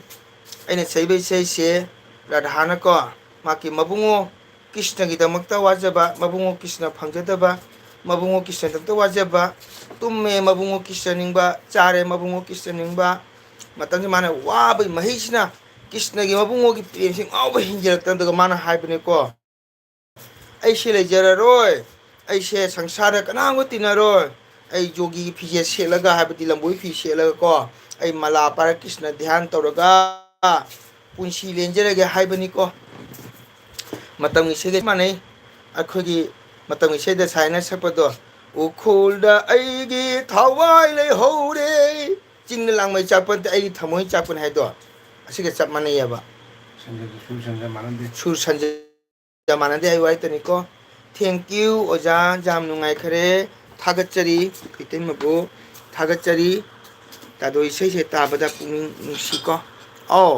아두니 아터디 아마타니 술 산자 기땅 많은데 해봤더니까 돈이 샴나이가 파칸가레 샤비가 랍 레미네라가 개금바 까이나기 따가디 통우도 빨리노거 탐우시는 시나바 니빠니피 개금바 니빠드네 다도 mutai ni pide mathuma penhau dati mana wajaba do aduga sap mane eba to ni ko jai sei do kauradi ai matik ama chaklaga tharo wasapta hoi te ma thank you ima hai ke taruni hai taruni thank you lai cham to biramo ap sagol sem lai kaka aisu jaure Thank you, welcome. AP Sagol Sem. Like macam to view, educate taruni. Like macam to view ko. Si amatani matami say ko. Ko say ba athap de kaura ganu. Laingam deri miram sida hai ka siya. Sap mana ya ba? Ko. Hana Khangna Ramadi Aikoi Basanti Pujada Tado Mongolbu Isai Sakpagi Hagadaba ꯍꯣꯏ ꯍꯣꯏ ꯃꯇꯝ ꯃꯌꯥꯝ ꯂꯥꯛꯀꯅꯤꯗ ꯃꯗꯥ ꯅꯥꯗꯕ ꯌꯦꯛꯇꯕ ꯑꯗꯨꯇ ꯏꯁꯣꯔꯗ ꯈꯣꯏꯔꯝꯃꯨ ꯀꯣ ꯅꯥꯗꯕ ꯌꯦꯛꯇꯕ ꯑꯗꯨꯇꯅ ꯑꯩꯈꯣꯏꯒꯤ ꯁꯤꯗ ꯍꯤꯗꯥꯛꯅꯤ ꯀ꯭ꯔꯤꯁꯅ ꯍꯣꯏꯁꯨ ꯂꯥꯞꯇ ꯅꯩꯔꯛꯄ ꯖꯥꯠꯅꯤꯅꯦ ꯑꯗꯨꯗꯤ ꯀꯥ ꯑꯗꯨꯅꯤ ꯑꯣꯏꯃꯥ ꯍꯥꯏ ꯀ꯭ꯔꯤꯁꯅꯒ ꯔꯥꯙꯥꯒꯅ ꯅꯨꯡꯁꯤꯅꯕꯗꯤ ꯏꯆꯟꯗꯣꯅꯤ ꯃꯣꯏꯅ ꯏꯁꯣꯔꯅꯤꯅ ꯁꯨꯝ ꯁꯪꯁꯥꯔ ꯖꯤꯕ ꯂꯩꯔꯤꯕ ꯄꯨꯝꯅꯃꯛꯁꯦ ꯀꯣ ꯇꯥꯛꯄꯤꯕ ꯇꯝꯕꯤꯕꯒꯤꯗꯃꯛꯇ ꯙꯔꯃ ꯕꯤꯆꯥꯔꯒꯤꯗꯃꯛꯇ ꯃꯣꯏꯗꯤ ꯄꯣꯛꯂꯛꯄꯅꯤ ꯃꯈꯣꯏꯗꯤ ꯁꯨꯝ ꯃꯈꯣꯏꯗꯤ ꯃꯆꯤꯟꯗ ꯍꯥꯏꯔꯤꯕꯗꯣ ꯃꯗꯨꯅ ꯂꯣꯏꯔꯦ ꯃꯣꯏꯗꯤ ꯏꯁꯣꯔꯗꯤ ꯑꯇꯣꯞꯄ ꯂꯝꯕꯤ ꯈꯟꯗꯦ ꯃꯣꯏꯗꯤ ꯃꯕꯨꯡ ꯀ꯭ꯔꯤꯁꯅꯗꯣ ꯃꯥꯒꯤ ꯏꯁꯣꯔꯅꯤ ꯍꯥꯏꯅ ꯈꯜꯂꯦꯕꯀꯣ ꯏꯁꯣꯔꯅꯤ ꯍꯥꯏꯅ ꯈꯜꯂꯒ ꯃꯗꯨꯒ ꯃꯥꯅ ꯃꯕꯨꯡꯉꯣꯒꯤ ꯄ꯭ꯔꯦꯝꯅ ꯉꯥꯎꯖꯕ ꯀꯣ ꯍꯧꯖꯤꯛꯀꯥꯟ ꯆꯠꯂꯤꯁꯤꯅ ꯔꯣꯃꯥꯟꯇꯤꯛꯁꯇ ꯇꯥꯏꯕꯪꯄꯥꯟꯒꯤ ꯃꯤꯑꯣꯏꯕꯗ ꯀꯩꯅꯣ ꯂꯩꯍꯧꯁꯤ ꯅꯨꯡꯉꯥꯏꯕꯒꯤ ꯑꯗꯨꯅ ꯑꯁꯤꯒꯤ ꯔꯥꯙꯥ ꯀ꯭ꯔꯤꯁꯅꯁꯤꯅ ꯃꯣꯏ ꯑꯗꯨꯝꯕ ꯋꯥꯈꯜꯗ ꯂꯩꯇꯦ ꯍꯧꯖꯤꯛ ꯍꯧꯔꯤꯕ ꯇꯥꯏꯕꯪꯄꯥꯟꯁꯤꯒ ꯈꯪꯍꯧꯅꯕ ꯎꯍꯧꯅꯕꯒꯤꯗꯃꯛꯇ ꯃꯁꯤ ꯁꯤꯜꯂꯝꯕ ꯑꯃꯠꯇꯅꯤꯀꯣ ꯑꯗꯨꯒ ꯄꯥꯈꯪ ꯂꯩꯁꯥꯕꯤꯁꯤꯅ ꯑꯗꯨꯒꯤ ꯔꯁ ꯌꯥꯎꯗ꯭ꯔꯦꯀꯣ ꯗꯥꯏꯔꯦꯛ ꯏꯟꯗꯥꯏꯔꯦꯛ ꯍꯧꯖꯤꯛꯀꯥꯟ ꯇꯧꯁꯤꯅ ꯑꯗꯨꯅ ꯂꯧꯔꯝꯗꯥꯏꯗ ꯇꯦꯅꯋꯥ ꯃꯥꯟꯕ ꯈꯥꯏꯅꯔꯝꯗꯥꯏ ꯌꯣꯡ ꯃꯥꯟꯕ ꯀꯥꯏꯗꯣ ꯍꯧꯖꯤꯛꯀꯥꯟꯒꯤꯁꯤꯅ ꯆꯨꯝꯃꯤꯕꯣ ꯃꯇꯝꯒꯤ ꯏꯁꯩ ꯇꯥꯗꯣꯒ ꯄꯛꯅꯗꯦꯀꯣ ꯆꯨꯝꯃꯤꯅꯕꯗ ꯀ꯭ꯔꯤꯁꯅꯁꯦ ꯅꯨꯄꯤ ꯌꯥꯝ ꯂꯣꯜꯂꯤꯁꯦ ꯀꯩꯅꯣ ꯀꯥꯏ ꯙꯣꯅꯤ ꯅꯪ ꯆꯨꯝ ꯍꯧꯒꯣ ꯅꯣꯛꯁꯜꯂꯒ ꯅꯪ ꯅꯣꯜꯂꯒ ꯀꯀꯥ ꯌꯥꯝ ꯅꯣꯛꯅꯤꯡꯉꯤ ꯈꯪꯉꯕ ꯀ꯭ꯔꯤꯁꯅꯁꯦ ꯃꯤꯅ ꯁꯨꯝ ꯍꯥꯏꯕꯅꯤ ꯅꯨꯄꯤ ꯂꯣꯟꯗꯦ ꯃꯥꯛꯇꯤ ꯃꯥꯛꯇꯤ ꯃꯌꯥꯝꯗꯨꯒꯤꯀꯣ ꯒꯣꯄꯤ ꯍꯥꯏꯕꯗꯤ ꯂꯩꯁꯥꯏ ꯃꯆꯥ ꯍꯧꯖꯤꯛ ꯍꯥꯏꯔꯒꯅꯀꯣ ꯑꯗꯨꯅ ꯍꯧꯖꯤꯛꯀꯥꯟꯗꯅ ꯅꯤꯄꯥ ꯑꯃꯃꯝꯅ ꯂꯩꯁꯥꯕꯤ 4-5 ꯀꯣꯏꯗꯅ ꯐꯣꯟꯗ ꯑꯃꯒ ꯑꯃꯨꯛ ꯇꯧ ꯂꯣꯏꯔꯒ ꯑꯃꯃꯨꯛ ꯇꯧꯕ ꯑꯃꯒ ꯑꯃꯨꯛ ꯇꯧ ꯂꯣꯏꯔꯒ ꯑꯃꯃꯨꯛ ꯀꯣꯜ ꯇꯧꯕ ꯄꯥꯈꯪ ꯃꯆꯥꯁꯤꯡꯁꯤꯅ ꯙꯣꯅꯤꯅ ꯅꯣꯛꯂꯦ ꯑꯗꯨꯅ ꯀ꯭ꯔꯤꯁꯅꯒꯤꯅꯕꯨ ꯑꯗꯨ ꯅꯠꯇꯦ ꯀ꯭ꯔꯤꯁꯅꯅꯕꯨ ꯃꯥꯒꯤ ꯃꯒꯨꯟꯁꯦ ꯈꯪꯍꯜꯂꯝꯒꯗꯣꯏꯀꯣ ꯇꯥꯏꯕꯪꯄꯥꯟꯗ ꯇꯥꯏꯕꯪ ꯃꯤꯅ ꯍꯤꯡꯉꯤꯕ ꯄꯨꯟꯁꯤ ꯆꯨꯞꯄꯗ ꯈꯪꯍꯧꯅꯕꯒꯤ ꯃꯥꯏ ꯃꯒꯨꯟꯁꯦ ꯊꯔꯝꯕꯅꯤ ꯙꯣꯅꯤ ꯑꯗꯨꯒ ꯍꯧꯖꯤꯛꯀꯥꯟꯒꯤ ꯅꯨꯡꯁꯤꯅꯩꯁꯤꯅ ꯃꯗꯨ ꯅꯠꯇꯦꯀꯣ ꯑꯃꯒ ꯐꯣꯟ ꯑꯃꯒ ꯍꯌꯦꯡꯅ ꯓꯥꯔꯨꯄ꯭ꯔꯥꯗ ꯎꯅꯕ ꯍꯪꯆꯤꯠꯅ ꯒꯅꯦꯁꯒꯨꯏꯗ उनबा मथेना गणेशगुई तिनाली उनबा मथंगना पल्टो बाजार उनबा मथंगना पंसी बाजार उनबा मथंगना कामाख्या मंदिर उनबा मथंगना झोलापाईगुई उनबा मथंगना नोलबाई उनबा मथंगना दिसपुर असुमाइना अदो कृष्णजी दुमाइना तीयेबको हजिकीदी कोइद्रे अमतंग लोरे ए कदाइदेनो नंना खंगपोते ꯑꯩꯉꯣꯟꯗ ꯑꯃꯇꯪ ꯍꯥꯏꯗꯣꯅ ꯑꯩ ꯊꯥꯖꯧꯀꯣ ꯑꯩ ꯅꯪ ꯅꯠꯇꯅ ꯑꯩ ꯀꯅꯥꯁꯨ ꯃꯤꯌꯦꯡ ꯌꯦꯡꯗꯦ ꯍꯥꯏꯅꯦꯕꯀꯣ ꯍꯣꯏ ꯑꯣꯀꯦ ꯊꯦꯡꯛ ꯌꯨ ꯃꯣꯏ ꯗꯥꯛ ꯕꯥꯏ ꯀ ꯍꯥꯏꯔꯝꯃꯒ ꯑꯇꯣꯞꯄ ꯑꯃꯨꯛ ꯂꯥꯏꯟ ꯆꯠꯈ꯭ꯔꯅꯦꯕ ꯑꯁꯤꯅꯤ ꯍꯧꯖꯤꯛꯀꯥꯟꯗ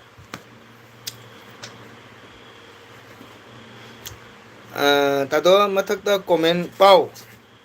ꯃꯊꯛ ꯀꯣꯃꯦꯟ ꯆꯠꯈ꯭ꯔꯕꯅꯦ ꯅꯃꯗꯒꯤ ꯆꯨꯝꯃꯤ ꯕꯣ ꯃꯇꯝꯒꯤ ꯏꯁꯩ ꯇꯥꯗꯣꯒ ꯄꯪꯅꯗꯦꯀꯣ ꯆꯨꯝꯃꯤ ꯑꯩꯒ ꯄꯪꯅꯗꯦ ꯑꯣꯏꯃꯥ ꯍꯥꯏꯅꯕꯗ ꯍꯥ ꯅꯣꯛꯈ꯭ꯔꯦ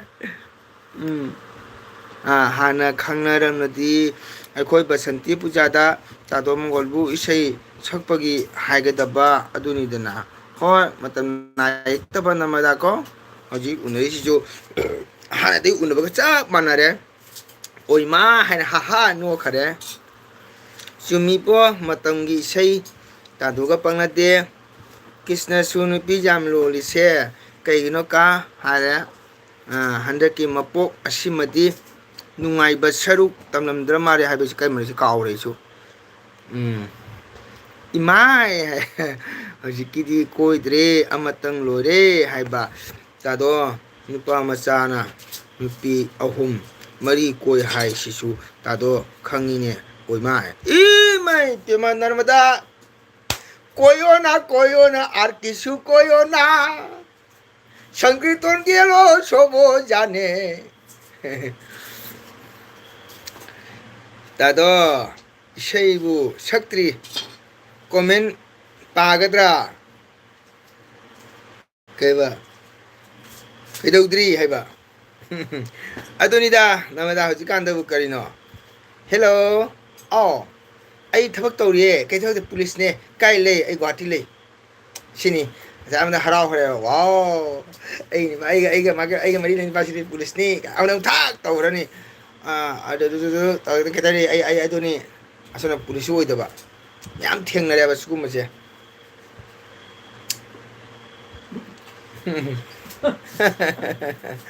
ꯑꯗ ꯍꯧꯖꯤꯛꯀꯥꯟꯗ ꯅꯪ ꯅꯪ ꯗꯦꯟꯖꯔꯅꯤ ꯗꯦꯟꯖꯔ ꯄꯨꯔꯥ ꯍꯥꯏꯐꯥꯏ ꯗꯦꯟꯖꯔꯅꯤ ꯍꯧꯖꯤꯛꯀꯥꯟꯗ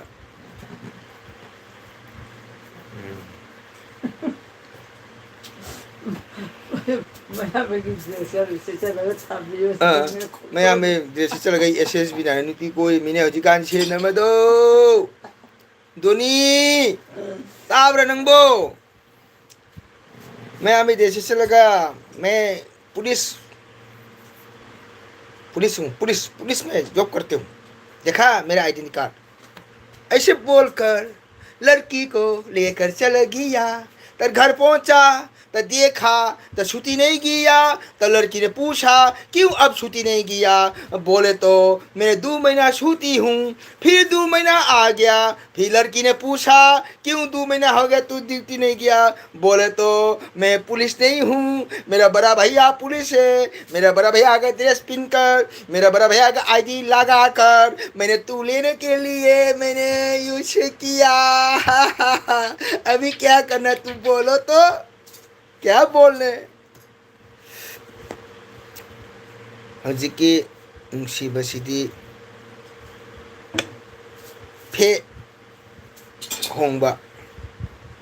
तौना होंगे हजिकी नुसीबसिदी फे होंबा तौना होंगे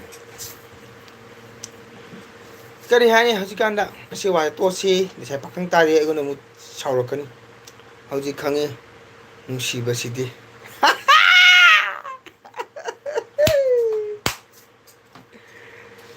ओजाना इसाईगी कमेंट जेंगिद्रमने ऐसु हल्लगे ओजा बाय बाय गुड नाइट ओ मदुदी नंग हौनबिनीदना अदुदी नंगी मतम पुंबदा इतैमगी हौनबिनी कायदे हंबियसु कायदे चंबीदसु कायदे कई वारो पुरो लेजरो नमजाना रेविता हाय ओजाना ऐगी कमेंट जेंबिद्र मनीना येंगिसिदी ऐसु हल्लगे को हल्लो अमगे मम कमेंट मथंग पारकपनी चंगब्र खर लेट ओय असिदी इतैमगी हौना सानी चंगपगा ऐ हल्लगे मयाम बाय बाय हाइबा नमदा मसुगी सैदो ताबदा अहंगा ओरप्पा थमोदा पाली तुमुरे नंदी पांगनी खोरे बितारी पाखंग गारे कोइनरम रिसारी ने देगा कोइरपुरा कोइरमनि थाया दे सुमजुम नो ओमजन लेरमनि हिंगोन खरा पाना हंगाम खरा मन मसुगी इसाईगी WhatsApp थारोवे थाचर नोंदका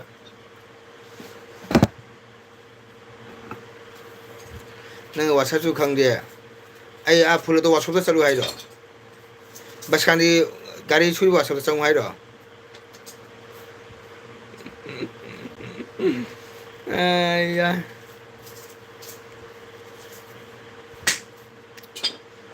सुम नोक सेन तो बनिदा नर्मदा को इसिना मैम सुम गा नुंगाइ थोकपनि एलबिदा नुसिना नुंगाइ सुम सेन को दुनी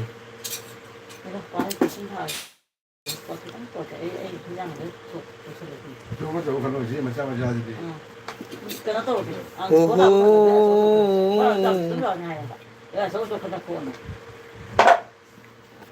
नुंगाइत्र Narmada ngata ngok ta khedna awanu na loi kaw na ko on chak to tom dai damu isai sai wakhal loi lakadormi awana punamak natra Narmada को रेबिता चाक थोंगबो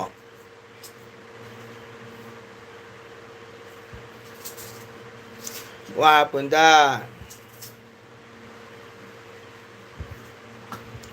ईश्वरगी राधा कृष्ण का थरमाई मगुन थरमिगा से मगुन चाहो pony अखोइना Bheru थमदबा ओइमा तादो आइदी ओइमा तादो आइदी 꼬이렇게 홀 야 까이지 저것도 걸었고. 레베타 이디 저것도 꼬이래 해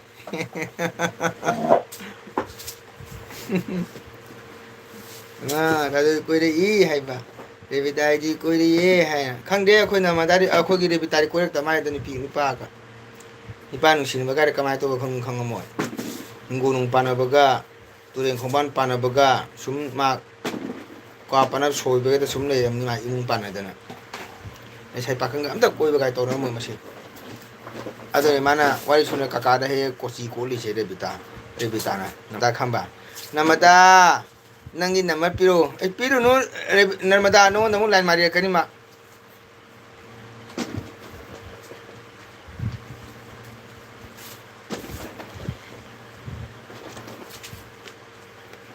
Piro no, ay nga sibaw narmada ay lambar ka log tiya. Ay lambar piyo suhay di ay lambar chupi di. Lugar da bitama WhatsApp tayo siya tarway. Siya tabyo hayo di mana. Pakang lesari nga desun lesari pakang mari lay nilak tiya hay. Ada maa ka degi isogin naam siya magun kanggun no. Chumra narmada. Hello. Auntie. 짝짝하고 자가 동비나 꽈코이. 어저기 라이브 이러고 떠우리. 저기. 저기 뭐 Nungsina ba? 오빠 후전에 사이네. Tunga kitiya. 우와. Nungsina ba tunga kitiya. Narmada lo shalo. Nang ido taro di sula Rebita da hangwa ba rebita ako no idilo shalo si. Rebita da hangwa rebita do.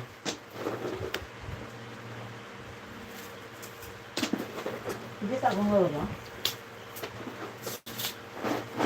Tato mong wabe soman rebita da hangwa. Kay nungsina mino namada is. Udah ba? Jam singuni siya, kuci kurang kepemini siya. Oh, nunguna hangi siya, nang nipa pakhanga nungsina pura hangi mi nungunda. Nang nunguna hangi do. Tegi nungsina mino kai. Ipa imana jate tabak taude haina jate.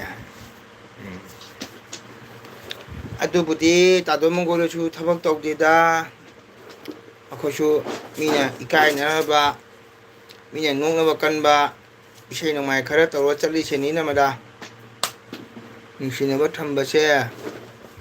pata ba na mada nung no chuni nang ade la sharing ida nung sinala te ne yung omle na kai khang na gya LB number piru no number piru no ay masunga siba ay ga itu bole ne je ay narmada number piu gan log jati man number piu nang ji hanu pharaga narmada number ke to gya ay na ise sa ma rose khangge sai ma ri pakang ni sabi nu sinak ta bani na pak le sa ringi da narmada jam ngang ro ay re bita sang tho ga tam gon mang je re ko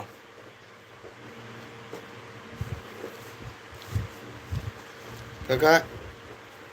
cak hiro dro wali mo pantra chai jori 어디 그 돌을. 그래 가지. dengan lei do nipa do ene do bre na da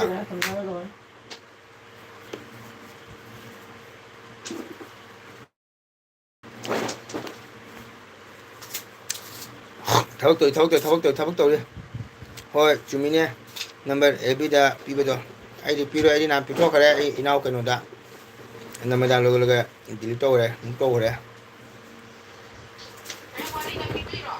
아, 괜찮은 거거든. ebida de number lo re no phone to te ka ka na mo bu pha bani na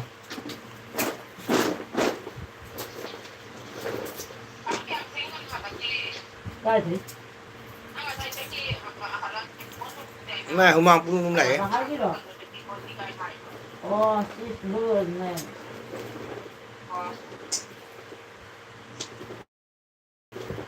그러다 오는 거야. 형이 말이지 꼭 해. 자본다.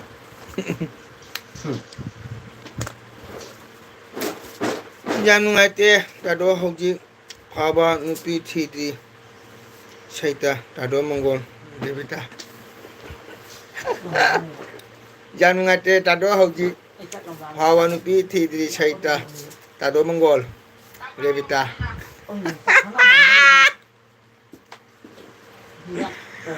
ꯋꯥꯔꯤꯗꯤ ꯃꯩꯈꯨꯅꯤ ꯉꯁꯤ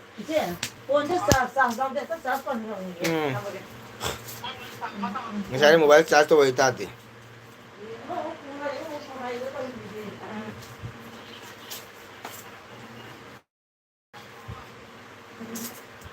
ꯄꯥꯟꯗꯕꯗꯣ ꯉꯁꯤꯗꯤ ꯐꯣꯡꯗꯣꯛꯑꯅꯤ ꯃꯥꯒꯤ ꯀꯣꯃꯦꯟꯗꯤ ꯄꯥꯒꯗꯩ ꯈꯪꯗꯦ lecture ꯇꯧꯅ ꯂꯩꯔꯦꯅꯦ ꯄꯥꯟꯗꯕꯗꯣ ꯉꯁꯤꯗꯤ ꯐꯣꯡꯗꯣꯛꯑꯦꯅꯦ ꯌꯥꯝ ꯅꯨꯡꯉꯥꯏꯇꯦ ꯇꯥꯗꯣ ꯃꯪꯒꯣꯜ ꯍꯧꯖꯤꯛ ꯐꯥꯎꯕ ꯅꯨꯄꯤ ꯊꯤꯗ꯭ꯔꯤ ꯁꯩꯇ ꯇꯥꯗꯣ ꯃꯪꯒꯣꯜ ꯔꯦꯕꯤꯇꯥ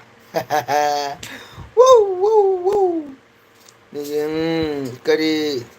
ꯃꯊꯦꯜ ꯆꯥꯏ ꯇꯥꯃꯣ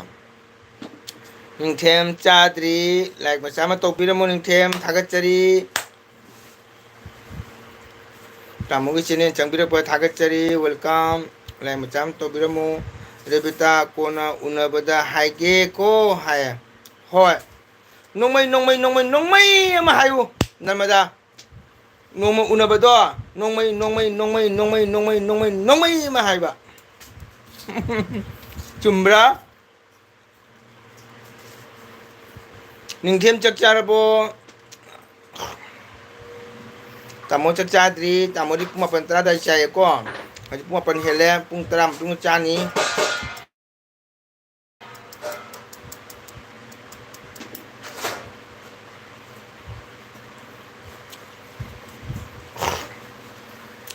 ꯑꯗꯨꯒ ꯅꯤꯡꯊꯦꯝꯗꯤ ꯆꯥꯛ ꯆꯥꯔꯕꯣ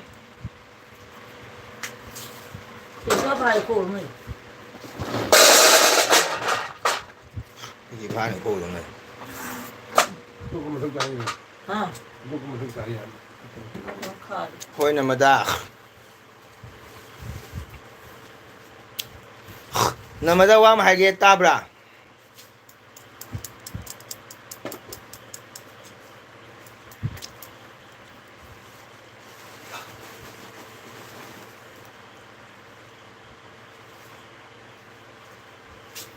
나마다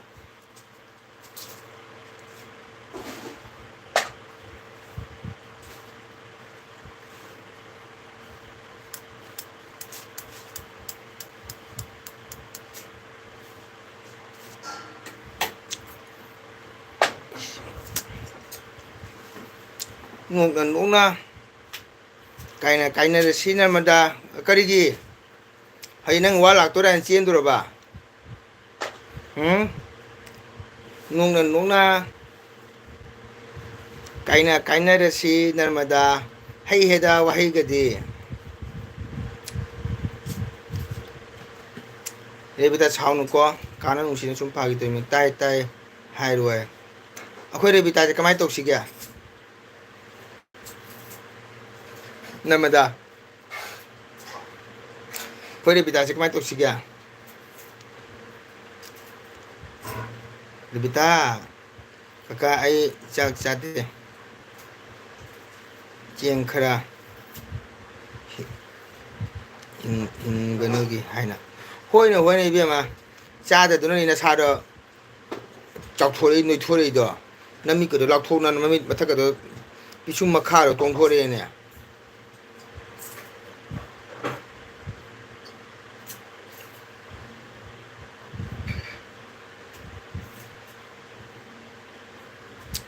nasa masu a chok tho kare noi na chak cha da don to ya chara he mun na chok tho iro na sa do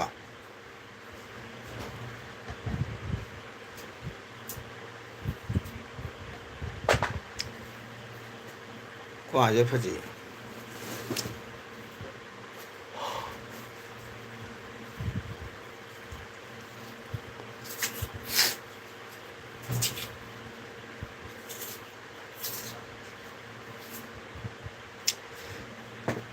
ꯀꯩ ꯆꯥꯛ ꯆꯥꯗꯦ ꯆꯦꯡ ꯈꯔ ꯍꯤꯡꯅꯕꯒꯤ ꯍꯥꯏꯅ ꯆꯦꯡ ꯍꯤꯡꯅꯕꯒꯤꯗꯃꯛꯇ ꯆꯥꯛ ꯆꯥꯗꯦ ꯑꯗꯨꯅ ꯅꯁꯥꯗꯣ ꯆꯥꯎꯊꯣꯛꯇꯅ ꯕꯨ ꯕꯨ ꯂꯥꯎꯔꯦ ꯑꯩ ꯅꯍꯥꯟ ꯍꯥꯏꯐꯦꯠ ꯎꯍꯧꯋꯦꯕ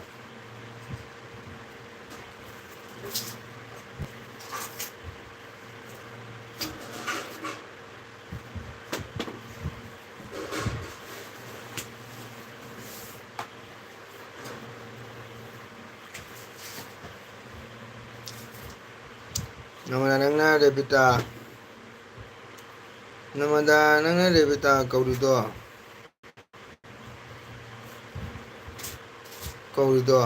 kaidore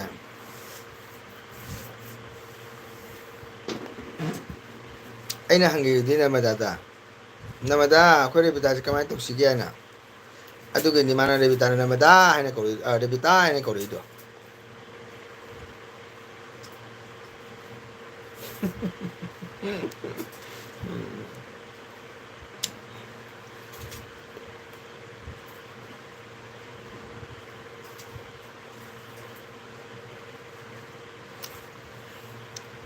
Aiga nungsina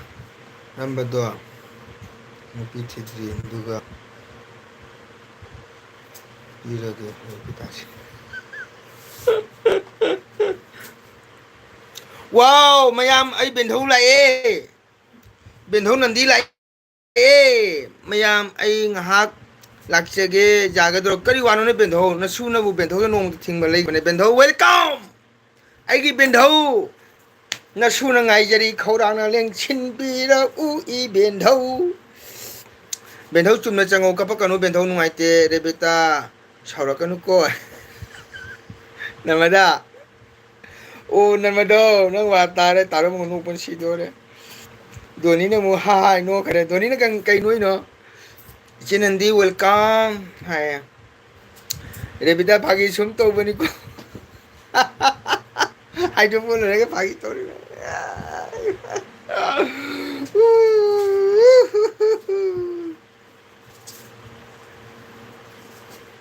Kaka ima tharani na nuk na to kani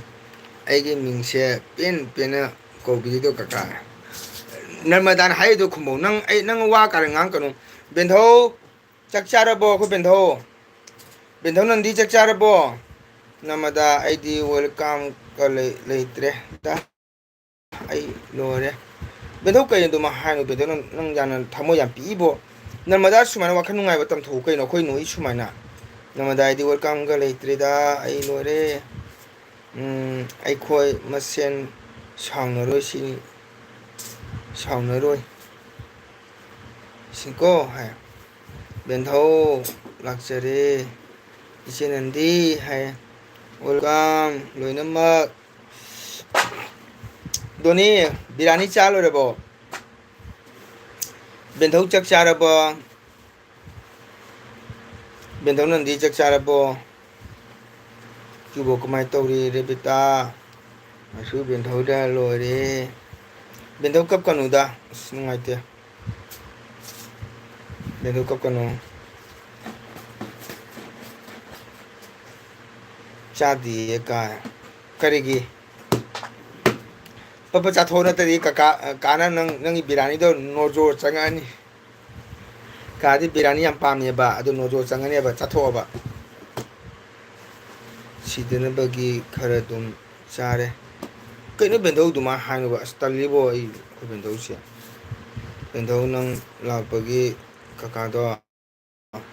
aingonda kochi kotna leire hai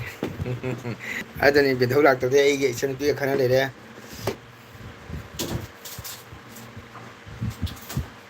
wali ID hai 11 da chatuine Dana 11 da cham tan dane kaka hayo kaka segi matin jola ke ko nang birani do chicken binari ra kari birani no ta hero mutton birani ra egg birani ra fish birani ra kari birani no ta hero sia kaka matin jo jabre ke ha doni na ha oho Rebita hai benthau khana pharabo ku bokai te hinga do Doni kaka phai to bani ko. Ka mang na nang chamona kon cha kaka matin jolo ke su. Cha chaning ne ba thamu de ne matin jolo ye ba nang cha ra su. Kaka ge insina ba do kai gi no kai na ki do. Kaka ge insina ba do kai gi no kai na ki do. No na kana hai ki ge ai kai ne na. No na in hai ki bro.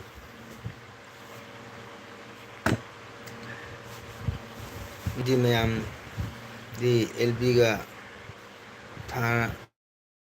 tharana jam nungai ko bentho aku su nungai te da bentho asum awana kauna baina sun to bani da bentho bentho su aku gi ta di bentho su mena thamo pikta gi ni da na sun nungai thok bani bentho bentho kai do re loi re hai do ana ba Jawabagiro bintho hoi bintho ngasang ngai te makubuka kanoga kaka indom chadi uhlo indom chalai te ai atopa yumdani akhogido ai yumdani jam ngai te doni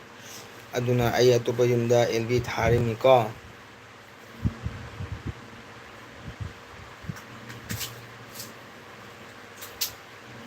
inde chado hoi ai LB lo laga ne ai LB provider jeng uni oho ai kadi net jam ngai te khoi yumdo uwa yam leba lebita kari tawni binthoda ahan oirasu thi singine hoida bintho ketoni bintho gi karmani upare te bintho seba ni kem khalunu bintho thamoi chawtho bintho ko thamoi chawtho doni nangi biryani do haw doibo ingaga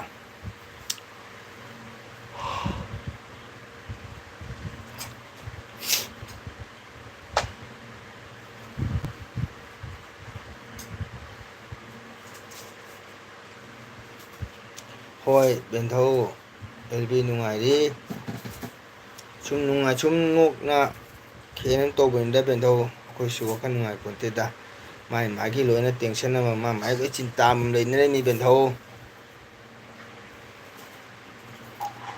chaba taladi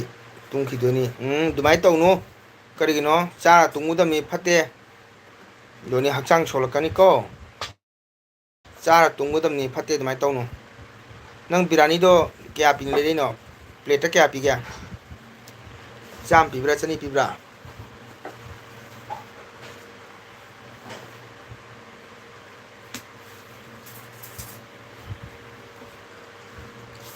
le nang tuming de kaka cha thoke chaba taladi tung khi doi ne tawnu phate ko chara hele tungnu phata bani doni doi nang tuming da kaka na lo thoga cha thoke doni ko nang tuming da kaka na lo thoga cha thoke nang gi birani do nang hoi mikap thoga khali le ramani do ja bro Satu oh thank you chage ai chân đồ này tụi mình ngày ta cá đầu thổ chắc thốt ke biển đâu xuân lại bớt tầm bận đi câu được đi biển thâu hãy tôi nè anh này là hai xe để bị ta cả na cái đó uri bơ cả ui hàn đây là sao mới chọc thô cái này cây mình nó cầu đây này nó cây thôi cái nó chặt bên nuôi tụi đi thôi là phao được vậy cái đó chắc luôn cầu đấy đó không ăn nhiều mới ghét cái này mà bạn này phải ủ vậy nè thôi để bị ta ở đây bên đâu ai nào đây bên đâu đây nó ngoài từ khăn cái nu ai nào bên đâu đây được như vậy lối mà cái cinta mà lối tiền lên đến tôi nè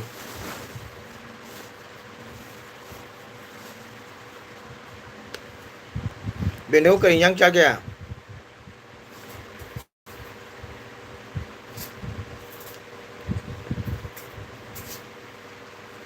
kilo phát đi vào thôi để bịt bên đầu đi chắc chắn là bố hả thấy không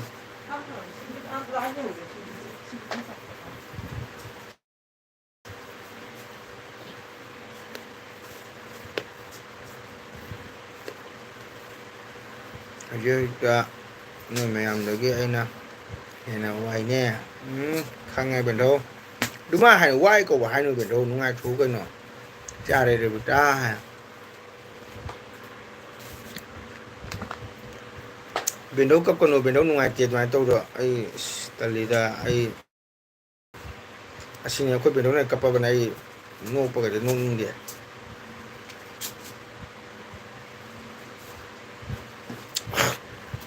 Doni chắc bỏ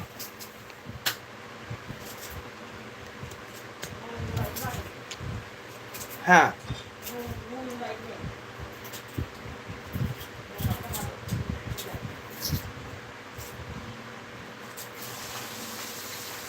thôi chúng mình bên thấu hay là qua làm cái này qua từ nhà na bạn đi về cái qua đồng ngon rồi upaya để cái điều cho ra tin thì mai tại hay được cái element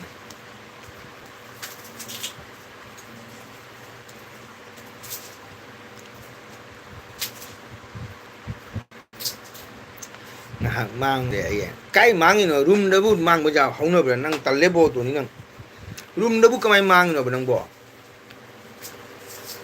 room nó để cái máy mang nó bên đó cái gì mà thế sao kia hồi đây beta nơi mà làm xe udah kau ba ngambra yang dia hai na lap ni adu ni bên đó lap tu ni do ni chắc ke ka cái xử lý nó hay vậy nó muốn mang gì chứ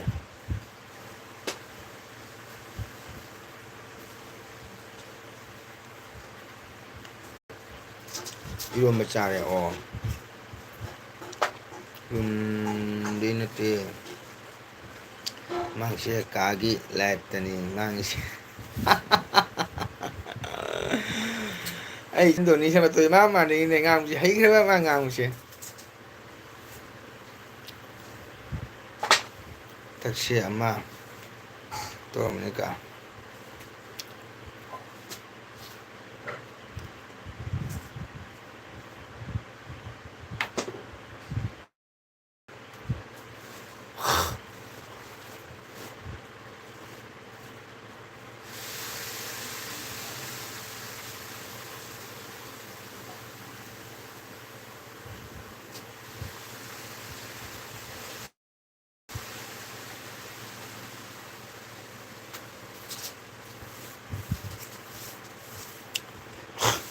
bên đâu đi học sang kém tốt rồi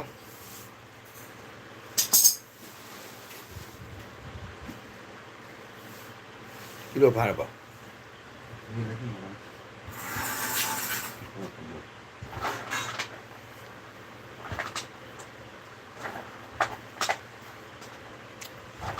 thôi adun mit usalaga rồi để ta bên đó làm cinta tao nó sa số là cái có xem bây hay đi kìa anh ăn xin pi có được dạng tao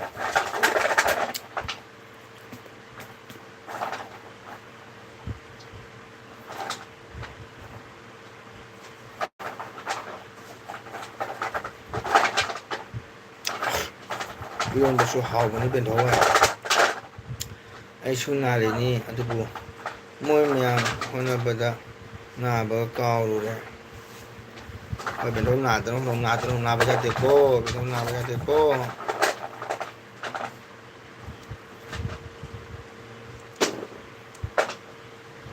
anh đó nông chú thầy đưa đi thỉnh mobile đưa đi thỉnh mobile khang đây xí chú là khang đây grung đi dùng tay nè mà đã một chi đi không cái ní bên đâu mà chỉ đi phải rằng ní bên đâu anh bên đâu xe qua làm gì để bị ta bên đâu xe qua làm ấy khang ꯕꯦꯟꯗꯧꯅꯗꯤ ꯋꯥꯔꯝꯃꯤ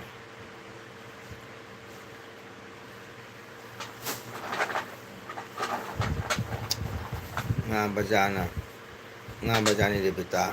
이rol은 ꯉꯥ 버자 짜봐 하오보네가 넌 기다려봐 눈치 따래 농 따하오래. ꯃꯌꯥꯝ ꯑꯩꯁꯨ ꯂꯣꯏꯁꯟꯅ ꯇꯧꯔꯒꯦ ꯅꯣꯡ ꯂꯥꯛꯏ ꯍꯟꯅꯕ ꯇꯧꯔꯒꯦ ꯀꯀꯥꯅ ꯉꯁꯥꯏ ꯅꯃꯗꯥꯒ ꯆꯞ ꯃꯥꯟꯅꯔꯦ ꯍꯥꯏꯈꯤꯗꯨꯗꯤ ꯍꯣꯏꯑꯕ ꯑꯩꯈꯣꯏ ꯄꯥꯔꯁꯣꯅꯦꯜ ꯑꯗꯨꯒꯤ ꯋꯥꯔꯤꯗꯤ ꯃꯤꯉꯣꯟꯗ ꯇꯜꯂꯤꯗ ꯂꯩꯕꯤꯗ ꯑꯩꯁꯨ ꯀꯔꯤ ꯑꯣꯏꯅꯤ ꯈꯪꯗꯦ ꯑꯩꯒꯤ ꯑꯅꯥꯕꯁꯤꯅ ꯑꯁ ꯕꯦꯟꯊꯣ ꯅꯪ ꯇꯜꯂꯤꯕꯣ ꯅꯪ ꯑꯉꯥꯡ ꯃꯆꯥ ꯃꯥꯜꯂꯦꯕꯣ ꯅꯪ ꯑꯗꯨꯃꯥꯏꯅ ꯈꯜꯂꯒ ꯑꯉꯥꯡꯅꯤ ꯀꯃꯥꯏꯅ ꯇꯧꯗꯣꯏꯅꯣ ꯑꯉꯥꯡꯁꯤꯡ ꯄꯤꯗꯨ ꯅꯪ ꯈꯪꯗ꯭ꯔꯣ ꯇꯜꯂꯤꯕꯣ ꯁꯤ ꯃꯤꯁꯦ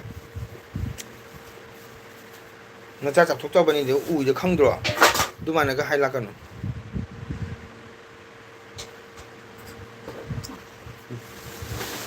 ꯉꯥ ꯕꯖꯥꯔ ꯌꯥꯎꯔꯗꯤ ꯍꯥꯎꯔꯤꯗꯅ ꯕꯦꯟꯊꯣ ꯍꯣꯏ ꯉꯥ ꯕꯖꯥꯔ ꯌꯥꯎꯔꯗꯤ ꯍꯥꯎꯔꯤ ꯕꯦꯟꯊꯧ ꯊꯃꯣꯏ ꯄꯤꯛꯊꯟꯅꯨꯀꯣ ꯅꯪ ꯇꯜꯂꯤꯕꯣ ꯑꯉꯥꯡ ꯃꯆꯥ ꯃꯥꯜꯂꯦ ꯀꯔꯤꯒꯤ ꯑꯗꯨꯃꯥꯏꯅ ꯍꯥꯏꯅꯣ ꯍꯣꯏ ꯔꯦꯕꯤꯇꯥ ꯍꯥꯏ ꯑꯗꯨꯃꯥꯏꯅ ꯍꯥꯏꯅꯨ ꯕꯦꯟꯊꯧ ꯐꯠꯇꯦꯀꯣ 저희도 먹어 새로 사주는. ꯌꯥꯏ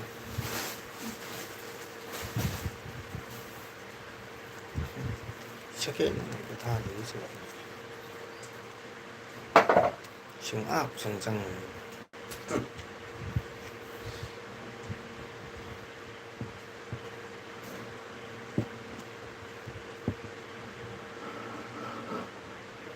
ꯏꯆꯤꯟ ꯏꯅꯥꯎ ꯃꯌꯥꯝ ꯅꯣꯡꯃꯒꯤ ꯃꯇꯝ ꯈꯔ ꯏꯁꯩꯗꯃꯛꯇ ꯄꯨꯊꯣꯛꯀꯗꯕꯅꯤꯀꯣ ꯍꯣꯏ ꯕꯦꯟꯊꯧ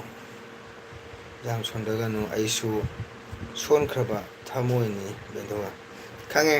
ꯅꯪꯒꯤ ꯀꯟꯈ꯭ꯔꯕ ꯊꯃꯣꯏ ꯅꯪ ꯊꯃꯣꯏꯗꯤ ꯄꯥꯊꯔꯅꯤ ꯄꯥꯊꯔ ꯔꯦꯕꯤꯗꯥꯏ ꯊꯃꯣꯏꯗꯤ ꯄꯥꯊꯔꯅꯤ ꯄꯥꯊꯔ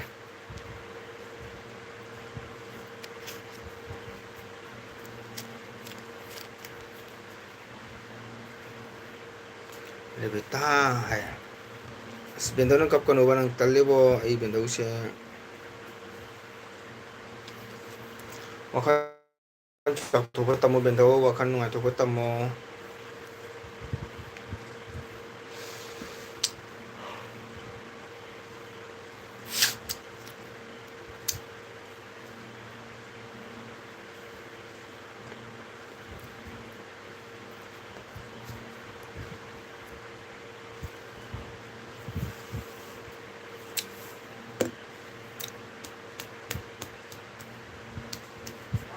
이거? 아?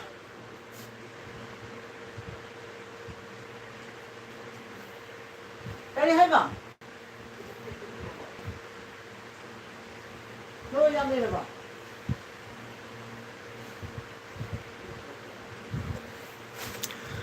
ꯏꯁꯥꯒꯤꯗꯃꯛꯇ ꯄꯨꯊꯣꯛꯀꯗꯕꯅꯤꯀꯣ 아, 그래.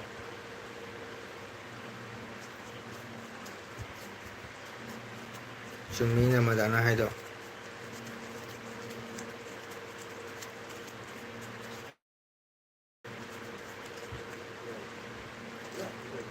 ꯅꯃꯗꯥ ꯆꯥꯛ ꯊꯤꯔꯕꯣ ꯆꯥꯛ ꯂꯣꯏꯔꯕꯣ ꯑꯩꯈꯣꯏ ꯕꯦꯟꯊꯧ ꯅꯪꯗꯤ ꯍꯛꯆꯥꯡ ꯅꯨꯡꯉꯥꯏꯇ꯭ꯔꯕꯗꯤ ꯄꯣꯊꯥꯔꯁꯤꯔꯥ ꯕꯦꯟꯊꯧ ꯑꯗꯣ ꯕꯦꯟꯊꯧ ꯋꯥꯈꯜ ꯅꯨꯡꯉꯥꯏꯇꯕ ꯇꯧꯅꯨ ꯋꯥꯈꯜ ꯆꯥꯎꯊꯣꯛꯎꯀꯣ ꯏꯆꯥ ꯂꯩꯁꯤꯡꯗꯣ ꯏꯆꯥ ꯑꯅꯤ ꯑꯃ ꯂꯩꯗꯣ ꯑꯗꯨ ꯃꯨꯟꯅ ꯈꯜꯂꯨ ꯋꯥꯔꯤ ꯂꯣꯏꯔꯦ